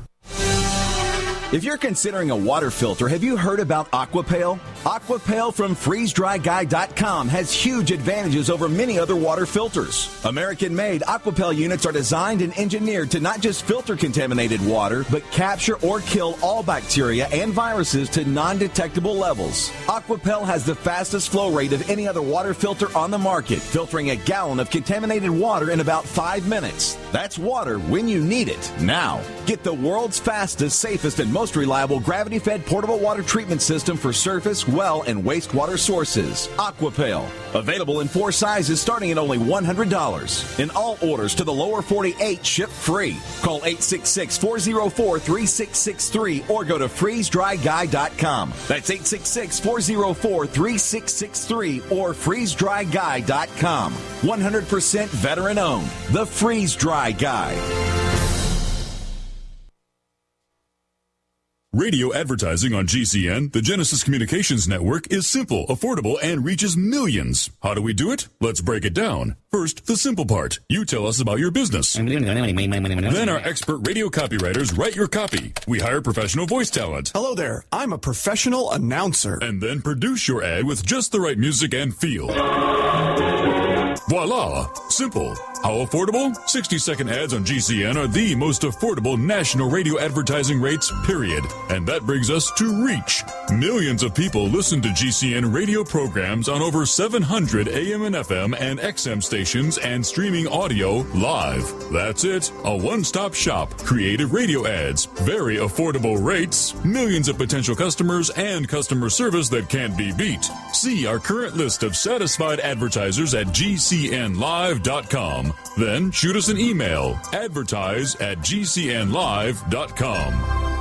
Pharmacist Ben Fuchs knows the importance of proper digestion. Make sure you take a look at the Ultimate Enzyme product. They're made with bile salts and fat digestion enzymes and protein digestive enzymes. And not only do the ultimate enzymes give you obvious benefits for digestion, but they can also help keep your blood flowing through your circulatory system. As most of you probably know by now, thick, sludgy, clotting blood is a serious risk factor for heart disease and stroke. Clearly, inappropriate and excessive blood clotting is a major health issue, and thick, sludgy blood is not just about heart health either. Sludgy blood can compromise oxygenation and nutrient delivery to all your cells and tissues and organs, and ultimately lead to almost any health issue you can name. Concerned about proper digestion and heart health? Order Ultimate Enzymes by calling 866-735-2470. That's 866-735-2470 or on the web at brightsideben.com. That's brightsideben.com. Order today. This is Leslie Kane, and I'm with the Coalition for Freedom of Information, and you are listening to the Paracast. Chris was in the midst of asking a very involved question of our guest this week, Ardy Sixkiller Clarke, author of Encounters with Star People. Chris, why don't you ask part 2 of the question, then we'll get Ardy's answer. Yeah, basically what I'm shooting for is I'm looking for consistency between tribal traditions concerning star people. Do you see correlations? Do you see similarities? Is there a thread of consistency that runs through from tribe to tribe relating to star knowledge and star people? Well, if there is a consistency, it is that a majority of the people I interviewed came from tribes that believed that the star people existed and that they frequented the planet Earth from the beginning of time. That is the one commonality. On the other hand, you will go and you will find other tribes that have absolutely no cosmic connection, either in their legends, their stories, or any knowledge of, speaking of star people or the ancients or anything like that. So it's hard to generalize among the tribes of generalities because their cultures are so distinct, their legends are unique, and the stories they tell can be very different.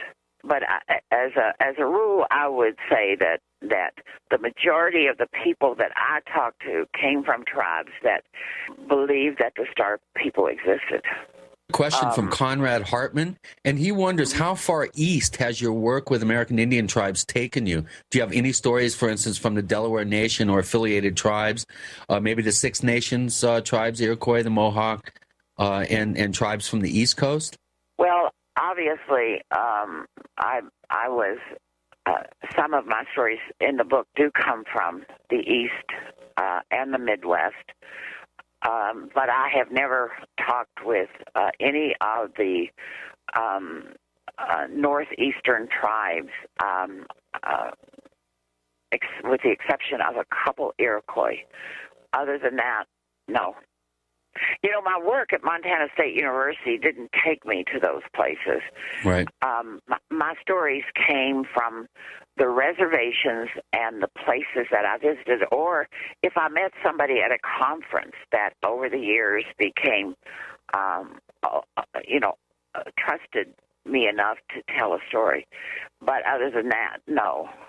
Well, how about your own experiences? I remember in the book that you had a sighting of an object at the funeral of one of your interview subjects. How about your own UFO type sighting experiences? Do you want to tell us about those? Well, I'd really like to focus on the book, but I can tell you that I have had more than one experience. So have I, actually. Pardon? So have I. I've had quite a number, actually, over the years. Well, here's an interesting question from one of our forum posters, Mastastic, who's been a poster since July of last year. Is there any way to separate good and evil aliens that those interviewed described? It seems that the traditional gray aliens with the large eyes, the frail appearance, and the skinny bodies and large heads were involved in the more nefarious abduction accounts and interactions, whereas the more human-appearing aliens were closer to kind of an American Indian belief in ancestors from the stars. Do you see any sort of separation between different types of entities and how they were perceived in a either positive or negative way by your interview subjects? Well, there were a couple of instances. I reported stories in the book of the people describing them almost like insects. And those experiences were not positive experiences. They were forcibly taken onto a spacecraft. They were very aware of what was happening to them, and that they were being forcibly taken by these beings, and that was not a positive experience for them. And so there was a distinction, and their description of them. Now, one of the interesting things I found is that they didn't talk about them having great big large eyes. They talked about them wearing goggles. And I thought that was interesting because maybe that's what they do wear. Maybe those big eyes are nothing more than some kind of goggles to protect their eyes or something. I don't know. But I found that interesting because I've heard the stories about, the aliens with the big eyes and of course you see it in television and, everywhere you go in pop culture. Oh boy, do we. A constant source of irritation here at the Paracast, I might add. Right, bad. But, one of the things that I encountered was they were described, I said, well, what did their eyes, how you describe their eyes? And they said, well, we can't because they were wearing these black goggles. So I thought that was interesting, that they didn't see them as having these big oval eyes. They saw them as wearing goggles. Well, here's a question that I wanted to ask you myself, and that is, out of all these interviews that you did, most of them obviously were just average, everyday American Indian folk. Did you ever interview somebody that was the head of a medicine society or a chief or some sort of political figure or someone with high political standing or social standing within a tribe? Well, several of the people I interviewed had a high social standing within the tribe or leadership in the tribe. Whether they were, I stayed away from interviews with what we call the holy men or the medicine men, unless they just wanted to talk. My work took me to places where I met the leaders of the community, both in the school and in tribal government, and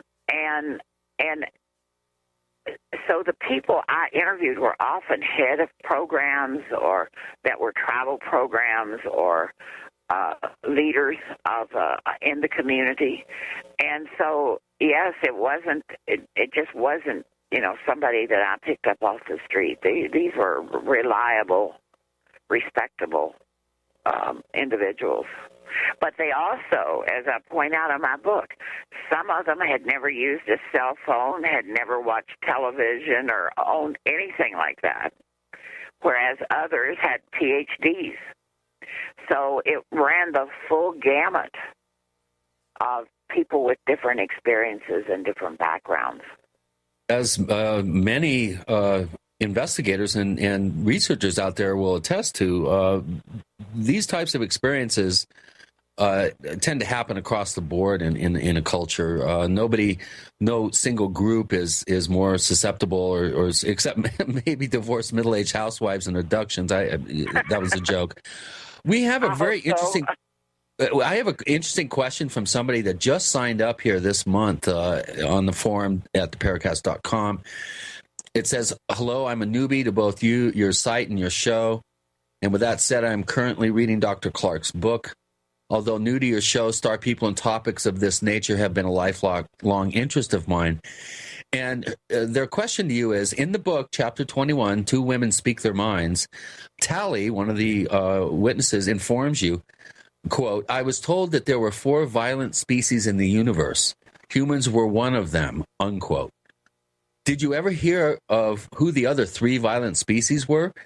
And they go on to say... She never explained, and I asked her that. And she looked at me and she said, with all these interviews you're doing, you should be able to figure that one out for yourself. So I don't know. Thanks. I never got an answer from her. Oh man. Well, this person, Eben Spencer, is very loves your book and says, for those of you who have yet to read this book, I'm referring to a rather charming encounter, including one of the chapters, and they highly recommend anyone interested in furthering their perspective on ETs and visitations to read your book. And they say that your the American Indian outlook pertaining to the subject matter is very rich in detail and well worth your time. I agree. There's some fascinating accounts in here, but again, you're sort of handcuffed here a little bit in terms of the real skeptical side of our audience. We do pride ourselves in being healthily skeptical in dealing with these subjects, and at times we tend to get a little bit of flack from people that want us to suspend our disbelief completely, but we have to suspend right now. I knew you were going to do that, Gene. With Gene and Chris, you're in the Paracast.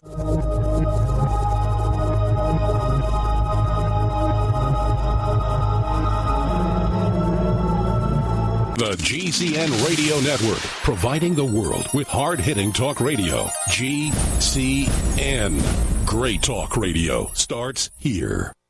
Hi, this is Ted Anderson. If you'd like to listen to GCN programs on the go, I have great news. GCN has created a Droid and iPhone application, and it's free. Just as easy as going to GCNlive.com, click on the banner, and download. Before you know it, you'll be listening to your favorite hard-hitting GCN shows, live or on demand, right on your Droid or iPhone, 24/7 and on the go. So download the Droid and iPhone app free by clicking on the banner at GCNlive.com. Thanks again for listening to GCNlive.com. Again, that's GCNlive.com. Hi, this is Ted Anderson. Have you ever wondered why banks, stockbrokers, investment advisors won't talk about gold IRAs? They've been available since 1986, yet the financial industry won't recognize the value of gold for your retirement. Gold has outperformed paper investments, yet no word about IRAs. If you would like to have gold for your retirement, call 800-686-2237. Don't get left behind by rising inflation and low returns. Call 800-686-2237. Secure your future and call 1-800-686-2237. Extend your life with Extendovite. Extendovite is a 7-herb heart protection cocktail designed to support cardiovascular health, blood pressure, and cholesterol levels. February is Heart Month, and we at Heart Drop 2000 are having our Heart Month sale with prices from 6 years ago, starting now until February 28th. You can purchase a 4-month supply of either capsules or liquid for only $125, including shipping and handling, to help you help yourself. So call now to take advantage of this one-time offer. To order, call 1-877-928-8822. That's 1-877-928-8822. Or visit our website at heartdrop.com. Extend your life with Extendovite.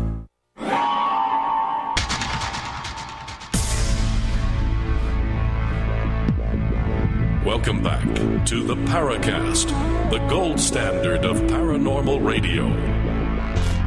And now, here's Gene Steinberg.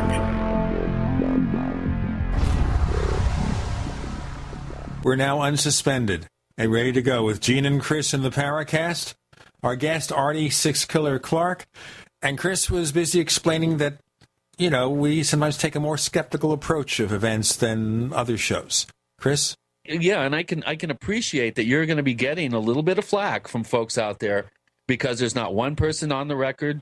There's no mention of any sort of corroborating information, photographs, recordings, any sort of indication Other than a few, being shown physical trace evidence, which I think is important, especially Leland's case, that's very fascinating, that particular event. But you cultivated relationships with many of these witnesses, and were you able to kind of see a progression where a person would open up more and tell you more and more details? Did anyone ever offer to show you photographs, or did anyone offer to take you to locations? You mentioned at the top of the show a location that you were taken to. Explain how the relationship side that you sort of garnered with some of these witnesses, how it grew and how it was nurtured over the years, because you did get to know some of these individuals quite well over the years. Well, because within the culture, out of respect, you just don't go to a person and get their story and then forget that they ever existed. I mean, it's I always would go back and see them. I would take them presents. I would stop in for a visit and have coffee with them. That's just a matter of respect. That's part of the culture. And I did. I grew to love some of them. In fact, some of the elders really made an enormous impression on my life. There was never any question to me but what they were telling me the truth. And I over the years, some of the people I knew for a very long time before they ever told me their story. A lot of it just comes from the fact that they had worked with me, they watched me, they believed I wasn't going to exploit the situation or to exploit them or their tribe. In fact, if you read the book, you'll see that part of the proceeds go toward American Indian scholarships at Montana State University. I was just saying that, a part of the culture is that you give back.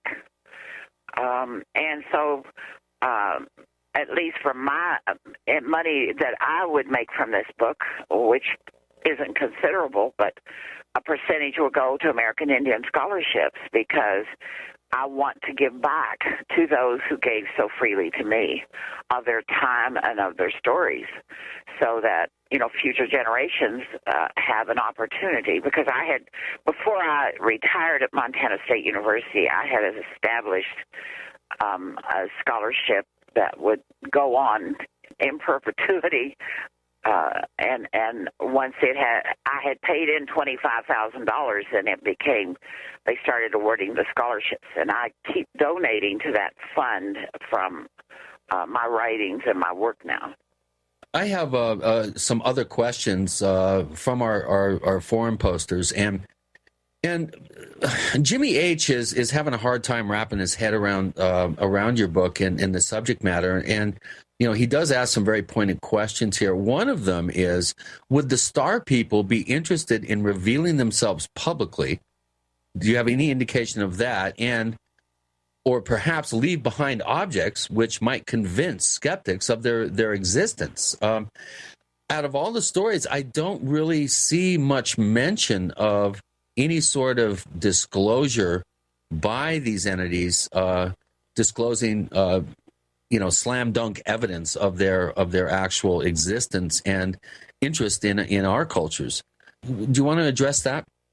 Well, I think it goes back to what some of the interviewees said, is that there is a law in the universe of non-interference in other cultures of other planets. And I've read so much of this literature where, that the Earth is going to be destroyed and UFOs are going to come and pick up a select few and spirit them away, or that they're going to come and save the Earth. I never got any of that kind of information from the people I interviewed. There was absolutely none of that.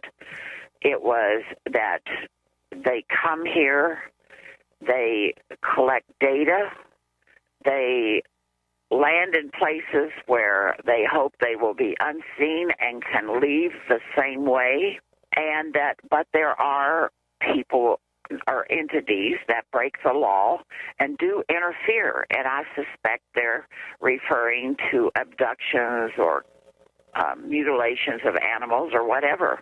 Let me ask you, though, Ardy, I hate to interrupt. This non-interference policy, is this something they present to people who contact them, or something that is assumed? And I'm not talking about the Star Trek non-interference policy here. It was something that was told to them. Okay, so they tell people, we're not here to interfere, but by communicating with them, they're interfering, aren't they? Well, but they came upon these entities by accident, or the entities came upon them by accident. And when they were questioned by the people I interviewed of what are you doing here, why are you here, and many of their responses were they weren't supposed to be seen. They were not meant to interfere in the life of anybody. So it was an accidental meeting. In which case, of course, they basically totally turned around that person's life by the encounter. But also, well, you I'm think not here. Sure of that. I mean, but wouldn't you think, though? But wouldn't you think here? I'm just speculating here. We have an advanced race, or many advanced races coming here from other planets and other star systems, and certainly prospect that is fairly obvious now because we're discovering more and more potential Earth-like planets in the universe. So this is certainly a realistic possibility to consider, even by skeptics. Okay, so knowing that there's always the risk that the local populace is going to come upon them by mistake, wouldn't they have a contingency plan, some kind of neuralizer or something to wipe out the memories, to hypnotize people so they don't interfere, so the people do not remember this encounter? That's what I always wonder about. Well, I think that's been a common theme in UFO literature. But I'm writing about people who have never been hypnotized, people who are not channeling aliens, people who are not in a dream state. I'm writing about people who have full recall of what occurred. Okay, but I'm saying that, I think maybe you're missing my point. In saying that, if they have, as they claim, a policy of non-interference, knowing also that their presence in and of itself, where they communicate with somebody because of an accidental encounter, is itself some sort of interference, wouldn't they have a contingency plan? It just seems strange. It seems to me like they're talking, I would think they're talking through their hat if they're saying there's a non-interference plan and then they interfere. Well, maybe so. I mean, that was not the feeling that I got. I mean, the people I interviewed were not traumatized. They were not having nightmares. They were, I guess, for me, if their presence had changed my life dramatically, I would consider that interference. Have your encounters, one of you said you had several encounters, have they changed your life significantly beyond the belief that they do exist? Okay, Chris, I'm sure will have his answers to how that influenced his life. I know my life was changed when I read a UFO book on a coffee table at my late brother's home, but that's another story. On the other hand, did finding that book and reading that book change my life? Well, you can sure bet it did. I mean, look what I do every week and look at the show that you're listening to. That's all an outgrowth of what happened when I was 11 years old. Ardy Sixkiller Clarke joining Gene and Chris. You're in the Paracast.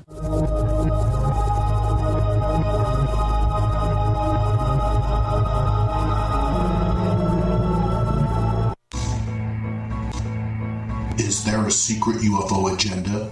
Do strange creatures from the darkest corners of the mind roam the Earth? Is there evidence for mind control, time travel, or devious government conspiracies? Find out the inside scoop on the latest conspiracies, paranormal activity, and thwarting phenomena when you subscribe to Tim Beckley's Conspiracy Journal. It's jam-packed with stories, special book and DVD promotions, and the best news, it's absolutely free, sent right to your mailbox. Plus, a bonus free email newsletter sent out every Friday. Simply send an email with your name and address to Mr. UFO at webtv.net. That's Mr. UFO at webtv.net. Find out what they don't want you to know.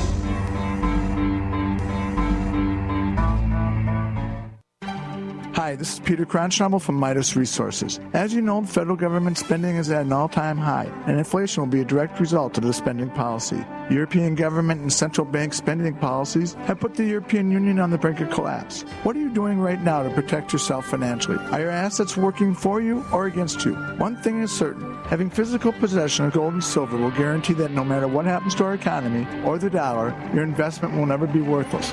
And it'll protect you from that hidden tax, inflation. If you've been thinking about investing in physical possession of precious metals or having an IRA in precious metals, I can help. Call me today, Peter Cronschnabel at 800-686-2237, extension 108. And I'll take the time to personally put together a portfolio designed to protect what you've worked so hard for. Call 800-686-2237, extension 108. You've worked hard your whole life, and I want to work hard for you. Call Peter at 800-686-2237, extension 108. Your freedoms are on the line. The Second Amendment is in danger. How soon before your freedoms are taken away? What can you not live without? What is your greatest dependency? Is it your guns? Is it your home? No, it's food. It all boils down to the food supply. Tyrannical governments control people by controlling their food supply. Don't be dependent. Be self-sufficient. Don't wait for the government to feed you. Feed yourself. I can warn you, but I can't feed you. Do like Alex has done and get a supply of food from eFoods Direct. It's the best long-term storable food on the planet. Get the popular Mega Patriot Pack free. A 24-day supply of food plus stove, cookpot, and fuel. Call 800-250-1857 or go to efoodsdirect.com/Alex and get up to 20 Mega Patriot Packs free with purchase. Build your food supply. Be in control. Be self-sufficient and be a patriot. Call 800-250-1857 or efoodsdirect.com/Alex and get your free Patriot Pack today. Healthy soils grow healthy plants. So before you plant your survival garden this year, is your soil healthy? Maximize your crisis garden soil with EM1 from Terraganics. EM1 Organic Soil Conditioner, Fertilizer Amendment, and Compost Accelerant provides healthier gardens and faster, efficient garden composting. EM1 from Terraganics.com quickly improves soil structure by increasing nutrient availability and converting organic matter into soil humus. This improves seed germination and root growth, improves plant quality, size, color, flavor, nutrient value of fruits and vegetables, and improves shelf life. And when rain is not in the forecast, no worries. EM1 improves moisture retention in soils, helping reduce drought stress. Just like you prepare all else, prepare your crisis garden for maximum yields with EM1 from Terraganics.com. Order now at TERAGANIX.com or call toll-free 866-369-3678. That's 866-369-3678. Terraganics. Life's getting better. We'd like to hear from you. If you have a comment or question about the Paracast, send it to news@theparacast.com.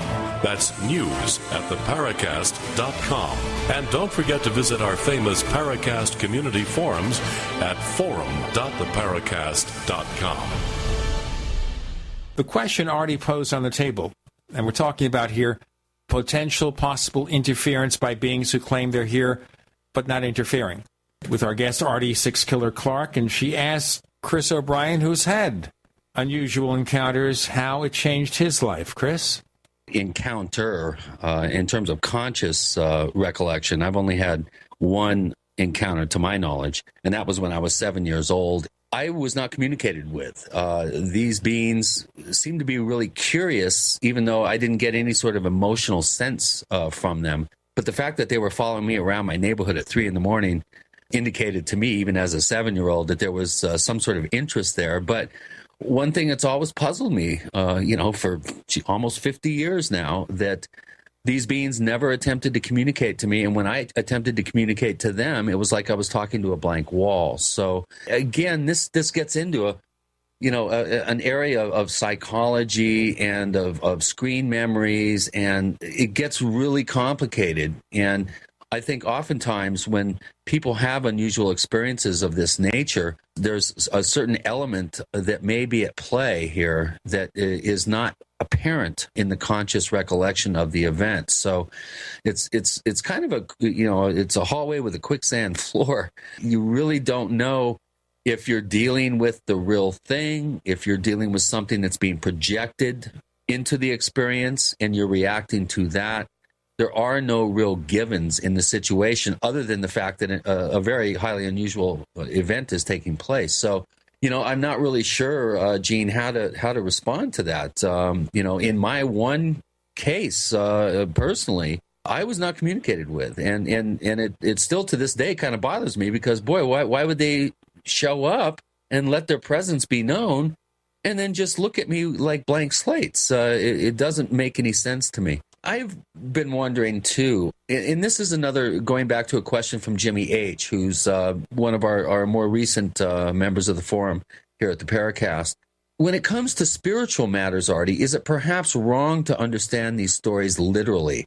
In other words, when it comes to so-called lizard people, are we really supposed to understand that literally or as some sort of spiritual archetype or some sort of collective symbol in our unconscious, as he puts it, a la Jungian psychology? What do you think? Do you think these stories should be accepted at face value literally, or do you think that we're being slowly maybe programmed with some sort of screen images? Do you think these events are literal?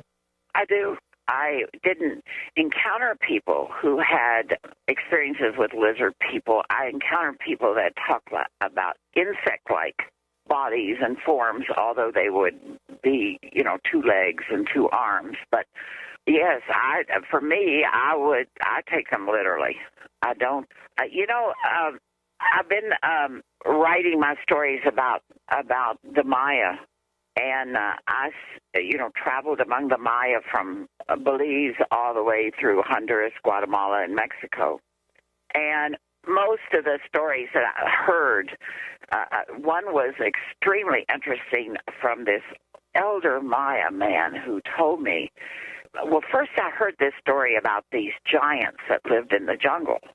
I was sitting with this elder, and I asked him about these giants. I said, are they still in the jungle? And he says, oh, yes.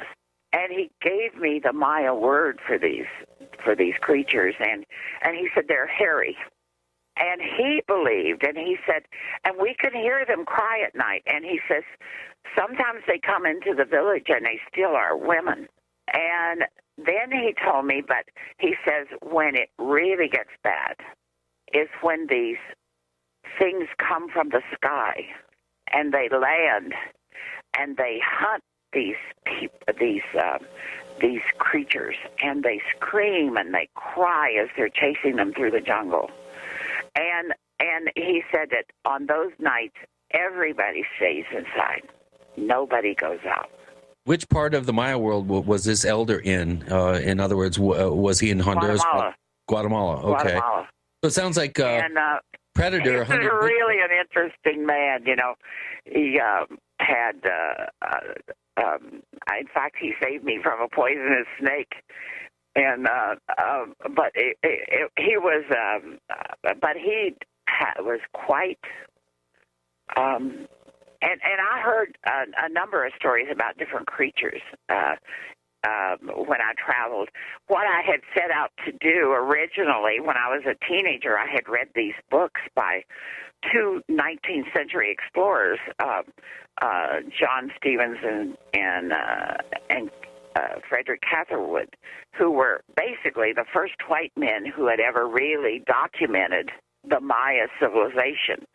And they traveled, made 2 different trips, starting out in what is now Honduras, and they traveled through Central America and up into Mexico looking for these ancient cities. Well, I wanted to do that all my life. I wanted to follow in their footsteps and see how life had changed. But then, Von Daniken and some of those books started coming out where they were saying that Pacau was a Palenque astronaut and all this kind of stuff. And so I got very interested in what were the stories of the people that lived, the Maya people, and were their stories. And where could he come up with this kind of thing.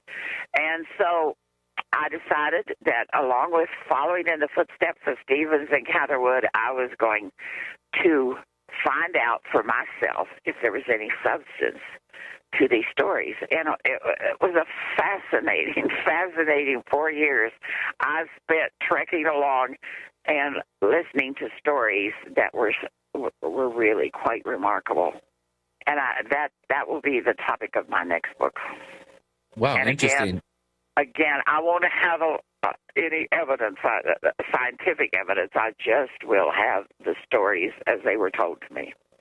But this man believed that these creatures, these hairy, Bigfoot-like creatures, were actually brought to the jungle by the men from the stars, and that they came back to check on them.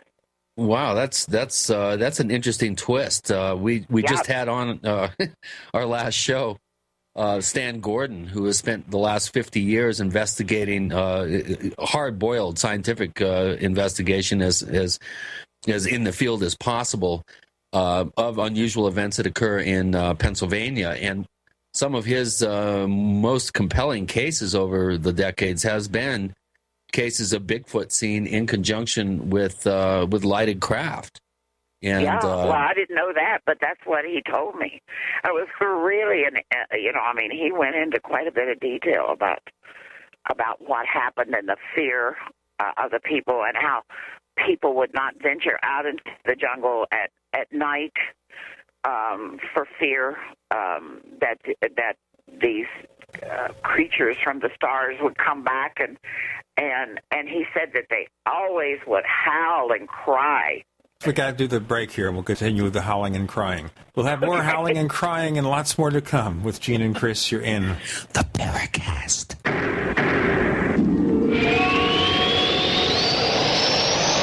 America's #1 source for independent talk radio for over a decade. We are the GCN Radio Network.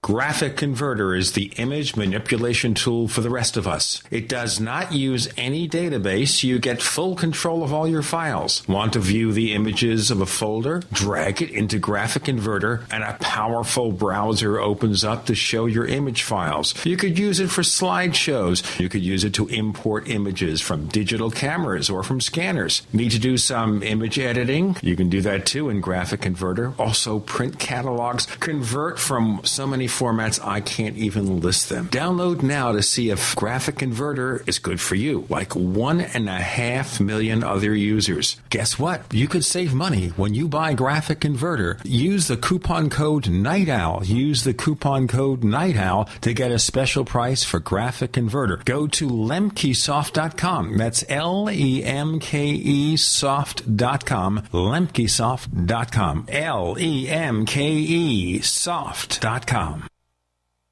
We all know that Berkey Water Purification Systems are the most trusted name in water filtration. As an authorized Berkey dealer for over 6 years and serving thousands of satisfied customers, the Berkey Guy offers amazing specials for Berkey Water Filtration Systems. The Berkey Light Systems include a set of self-sterilizing and recleanable black purification elements that purify water by removing chlorine, pathogenic bacteria, cysts, and parasites to non-detectable levels and remove harmful chemicals such as herbicides and pesticides. Order the Berkey Light System today, complete with 2 black Berkey elements for only $231, and the Berkey Guy will ship your order free of charge. With the purchase of a Berkey Light, the Berkey Guy is also offering a set of fluoride and arsenic filters for only $39.99. That's over 30% off the retail price. Call the Berkey Guy at 1-877-886-3653. That's 1-877-886-3653. Or order online at goberkey.com. That's goberkey.com today.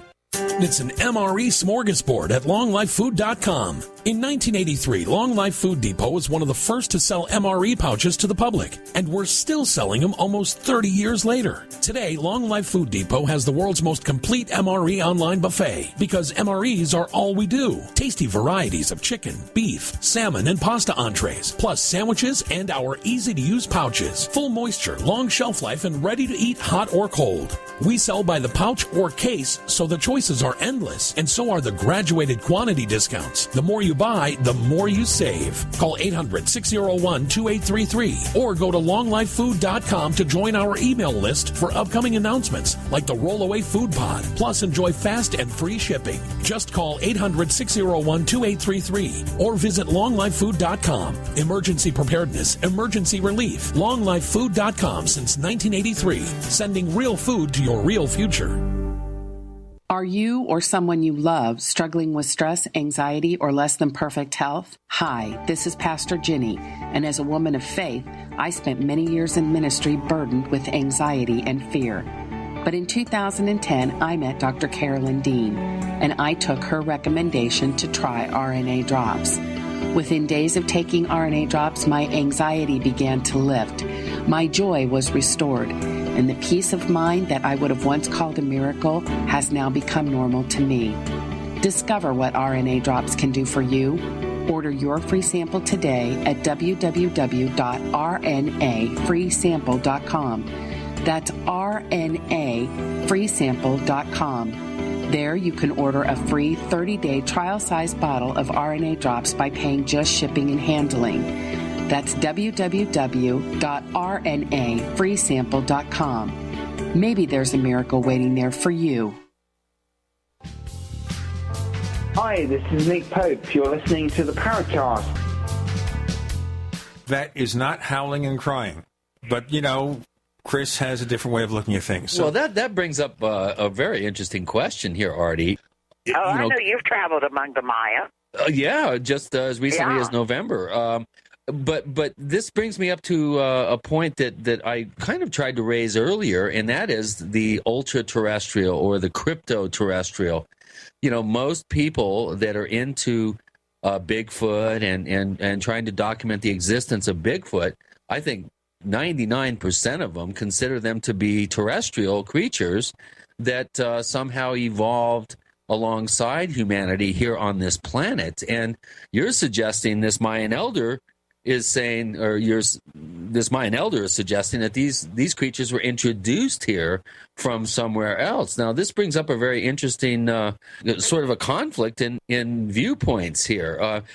Out of the 900 witnesses that you talked to, did anyone talk about Bigfoot?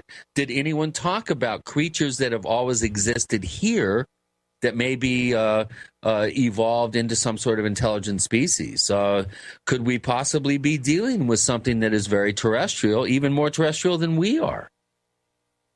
Well, you know, I did not interview anyone in the United States or Alaska or Hawaii who spoke of Bigfoot.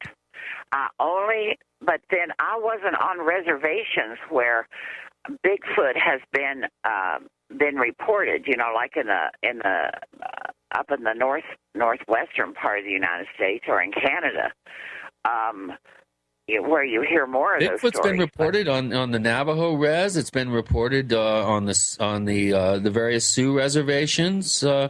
Bigfoot's been reported in 48 or 50 states. I have no knowledge of that. All I know is none of the people that I talked to, except when I got down into the Maya country, did I hear about Bigfoot. And this is the first time I've ever heard Bigfoot mentioned from the jungle. Well, and they didn't. They said he told me he might be like the. This elder had been spent some of his early youth in the United States, and he said it would be similar to maybe your Bigfoot, but he said this one has long, hairy. He has long hair. He made a big. Well, Bigfoot are often described that way. The only hairy paranormal type beings that I've heard of from the Mayan world are the Alexis, the small dwarfs. At Uxmal, the legend is that the small hairy dwarves actually built the Temple of the Magician overnight, right? In one single night. Uxmal. Yeah, correct. I'm very familiar with that too.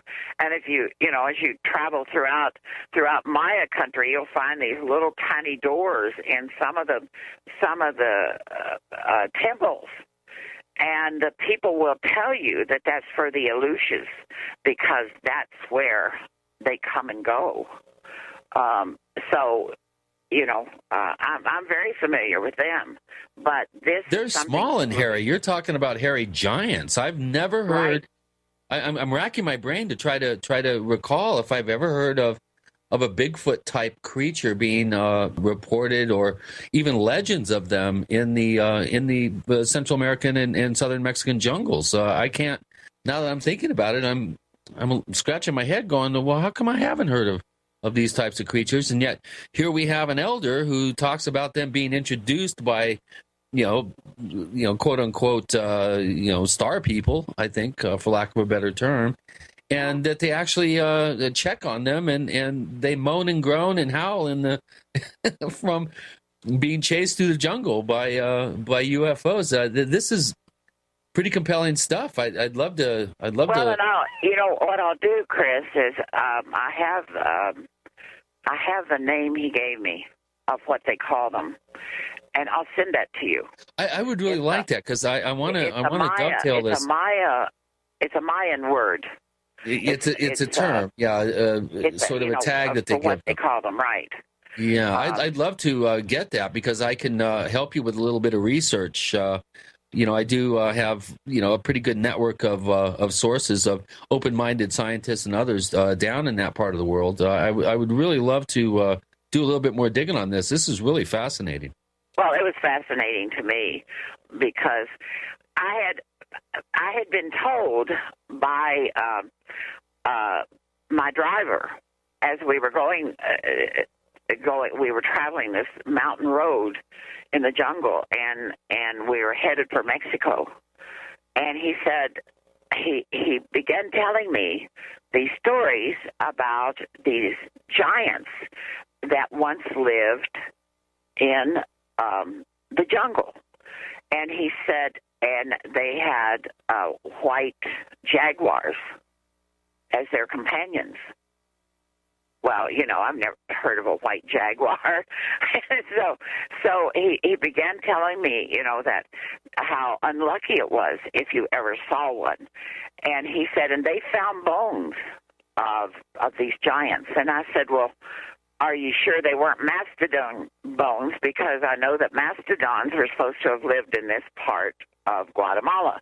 And he said, there's a French archaeologist over the hill there, he says, who says that that's what they are, but he says the people know differently. And that's what got me interested. Huh? Yeah, it's interesting that you should bring up giants, because we have a pretty interesting body of evidence that goes back into even the late 18th century and early 19th century about giants that supposedly co-inhabited North America with Indian populations. So, of course, the red-haired giants found in the Mojave, some of the mounds in the Ohio River Valley area supposedly contained, some sort of remains of beings that were 8 and even taller, feet tall. In your research of Native American, or rather American Indian traditions, what do the Indians say about a race of giants that may have lived here in ancient times? I came across a couple of stories about red-headed giants that lived in the Southwest, and they lived in caves. And the Indian tribe finally succeeded in killing all of them. And that is a part of their historical record that they were telling me that this occurred. I haven't. I heard one other legend that was told about a tribe. They said in the old days we lived in Mexico, and we crossed the Great River. And when we crossed the Great River, there was a tribe of giants, and they ate people. And we had to be very careful to get by these people. And to get into what is now the United States. So I did run onto a few of those, but I did run onto it in Central America and Mexico. Stories of giants. I mean, this was an old story that this driver was telling me. Yeah. About these giants and these white jaguars. Something that I meant to mention this before and ask you about this before, but you have a doctorate in what, educational, what is your doctorate in? Leadership. Educational leadership. What was your dissertation on? I meant to ask you this before. What was your doctoral dissertation subject? My doctoral dissertation looked at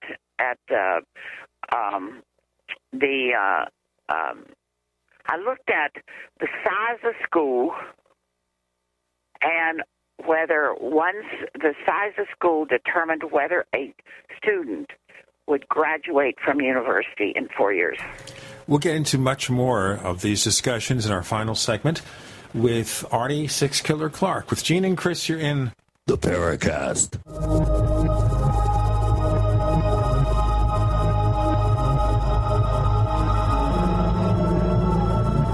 Are you tired of searching for great talk radio? Something more important. Search no more.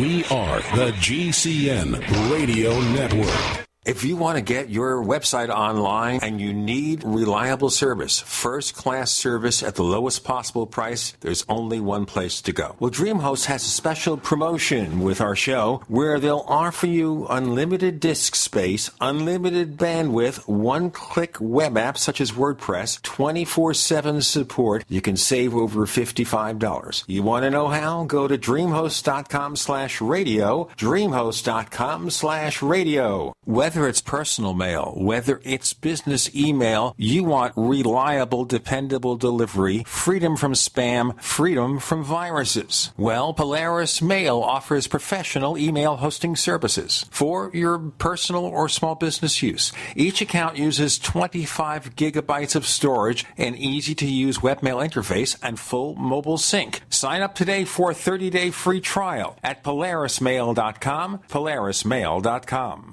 Is this the year you finally get serious about your family's drinking water? If so, keep listening for a special offer from Big Berkey Water Filters. Did you know that over 60% of municipal water is fluoridated? Berkey Water Filters distinguish themselves from many other filtration systems with the capability to significantly reduce dangerous chlorine, fluoride, arsenic, and disinfection byproducts from municipal water via the Black Berkey and PF line of filters. Then there's affordability. At only 1.7 cents per gallon, Berkey Water Filters purify treated and untreated water, even stagnant pond water. Stop and think how much money you could save by simply reducing buying bottled water and using water filtered by your Berkey water filter. No need to be constantly replacing expensive filters with a Berkey. A single set of filters can last for 5 to 10 years. Choose the best size Berkey for your needs at BigBerkeyWaterFilters.com. And right now, all GCN listeners get 5% off all ceramic filter systems. Just call 1-877-99-BERKEY. That's 877-99-BERKEY or visit BigBerkeyWaterFilters.com. Free shipping on every order over $50. Big Berkey Water Filters, for the love of clean water.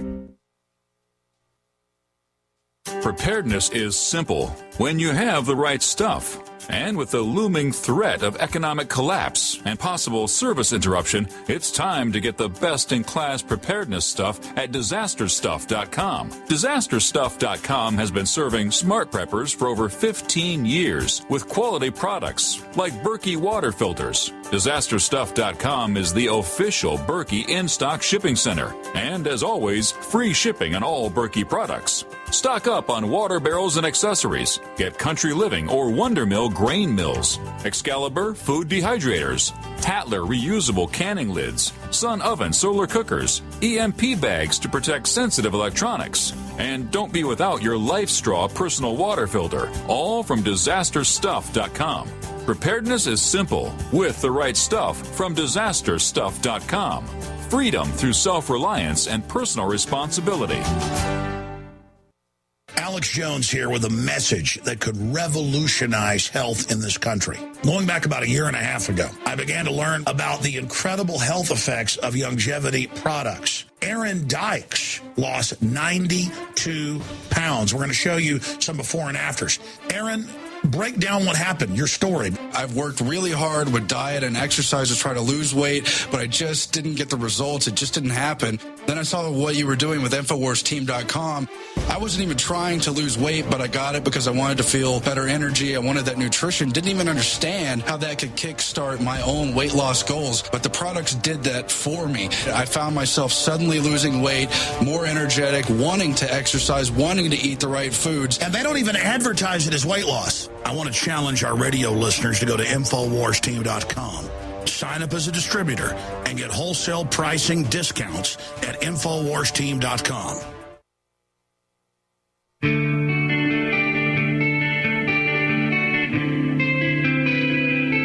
This is Jerome Clarke, author of the UFO Encyclopedia and other books.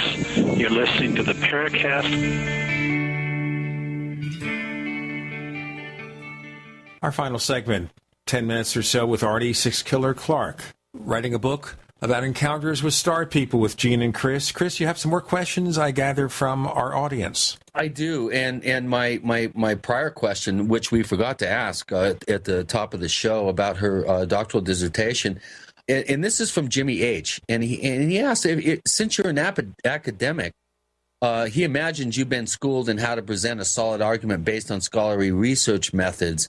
In your opinion, when it comes to the paranormal and paranormal topics, is it just okay to suspend our disbelief and forgo these academic methods? In your case, I almost answered the question for you. You're saying, yes, you can.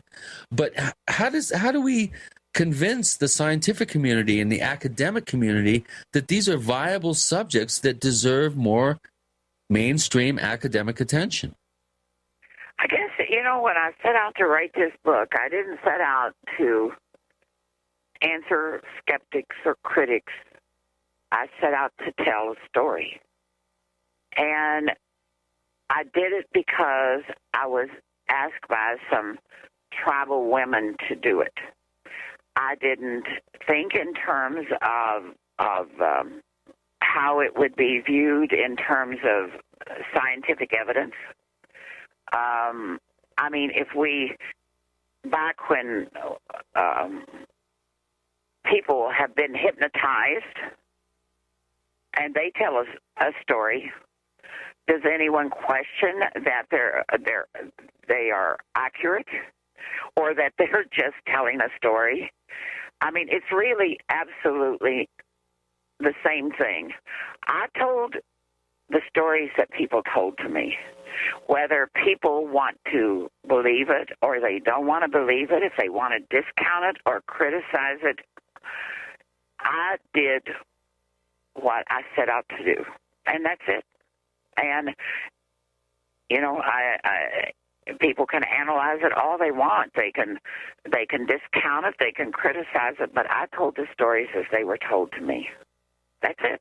And I know this is really difficult.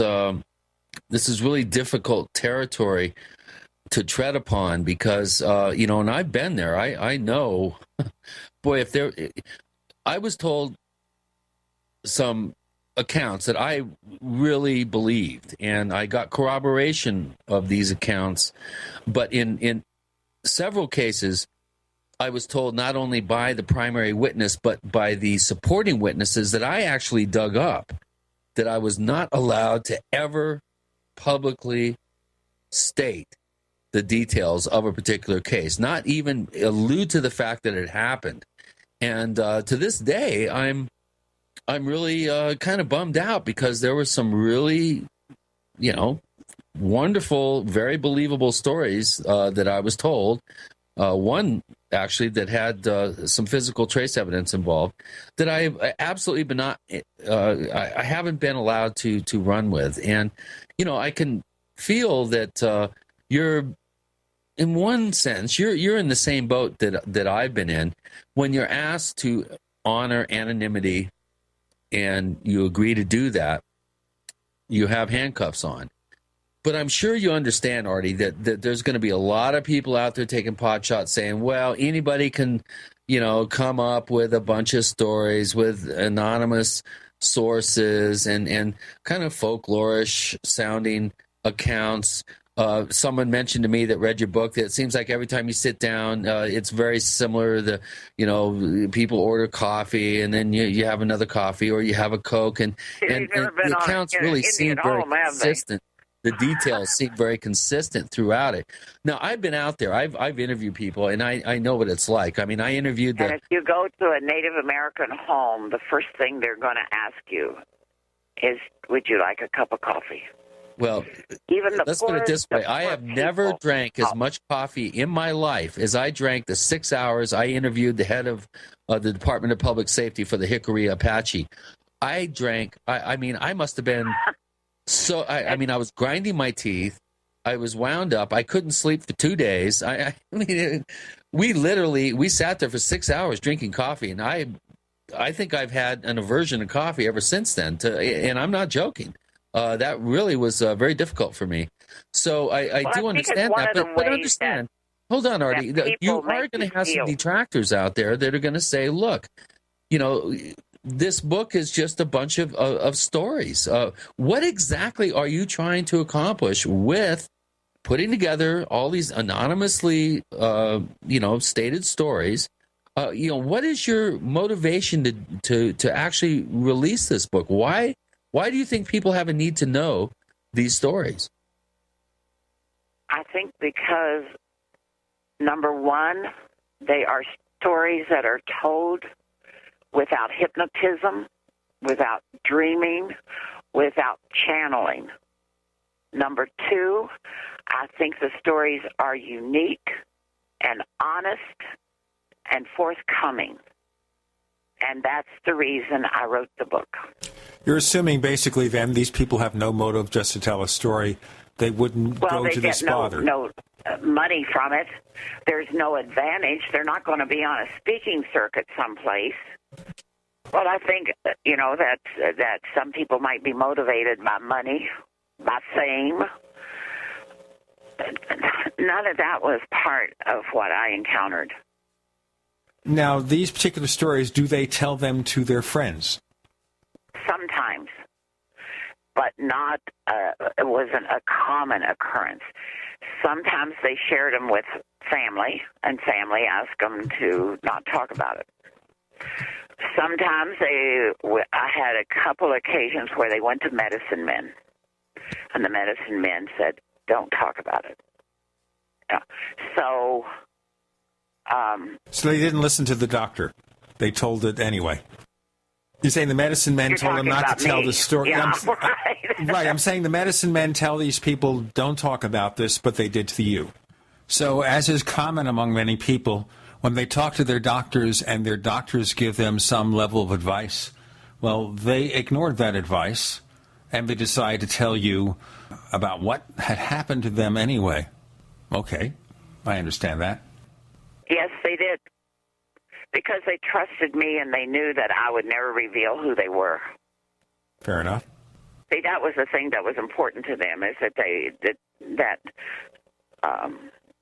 trusted their family, so they could tell their family. They trusted a friend, they could tell their friend. They trusted me, and they told me. So, but when they meant don't talk about it, don't go public with it, don't go out and spread the word or call up the National Enquirer or, you or somebody else, just keep it quiet. What do you plan to do next? More books, more stories to tell? Well, the one I'm working on now is about my travels in the Maya world and the stories that I was told there. Okay, There's a lot of stories down there too. Oh yeah. Well, have you ever been to Lambieto? Where? To Lambieto in Mexico, in the Zapotec? No, I haven't. Actually, that's on my short list of places to visit, including also the Rio Bec region. That's just now really becoming explored and opened up the New River. Rio Bec. But one of the things, if you ever get to Lambieto, is one of the most interesting places you will ever visit, because they have a story down there about a man that came from the sky on a ray, and that he stood on this rock in the center of town. And then they go on to tell you that this man, he married a village woman, and he taught the people many, many things, and he was able to perform all of these miraculous things.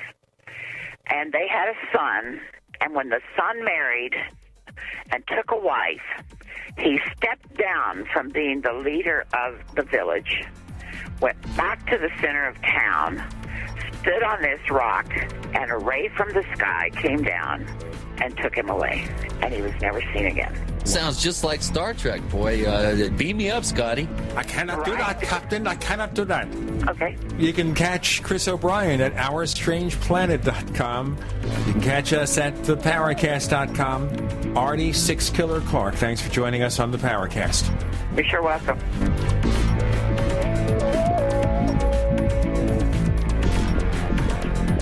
The Paracast, featuring Gene Steinberg and Christopher O'Brien, is a copyrighted presentation of Making the Impossible, Incorporated. Tune in next week for a new adventure in The Paracast.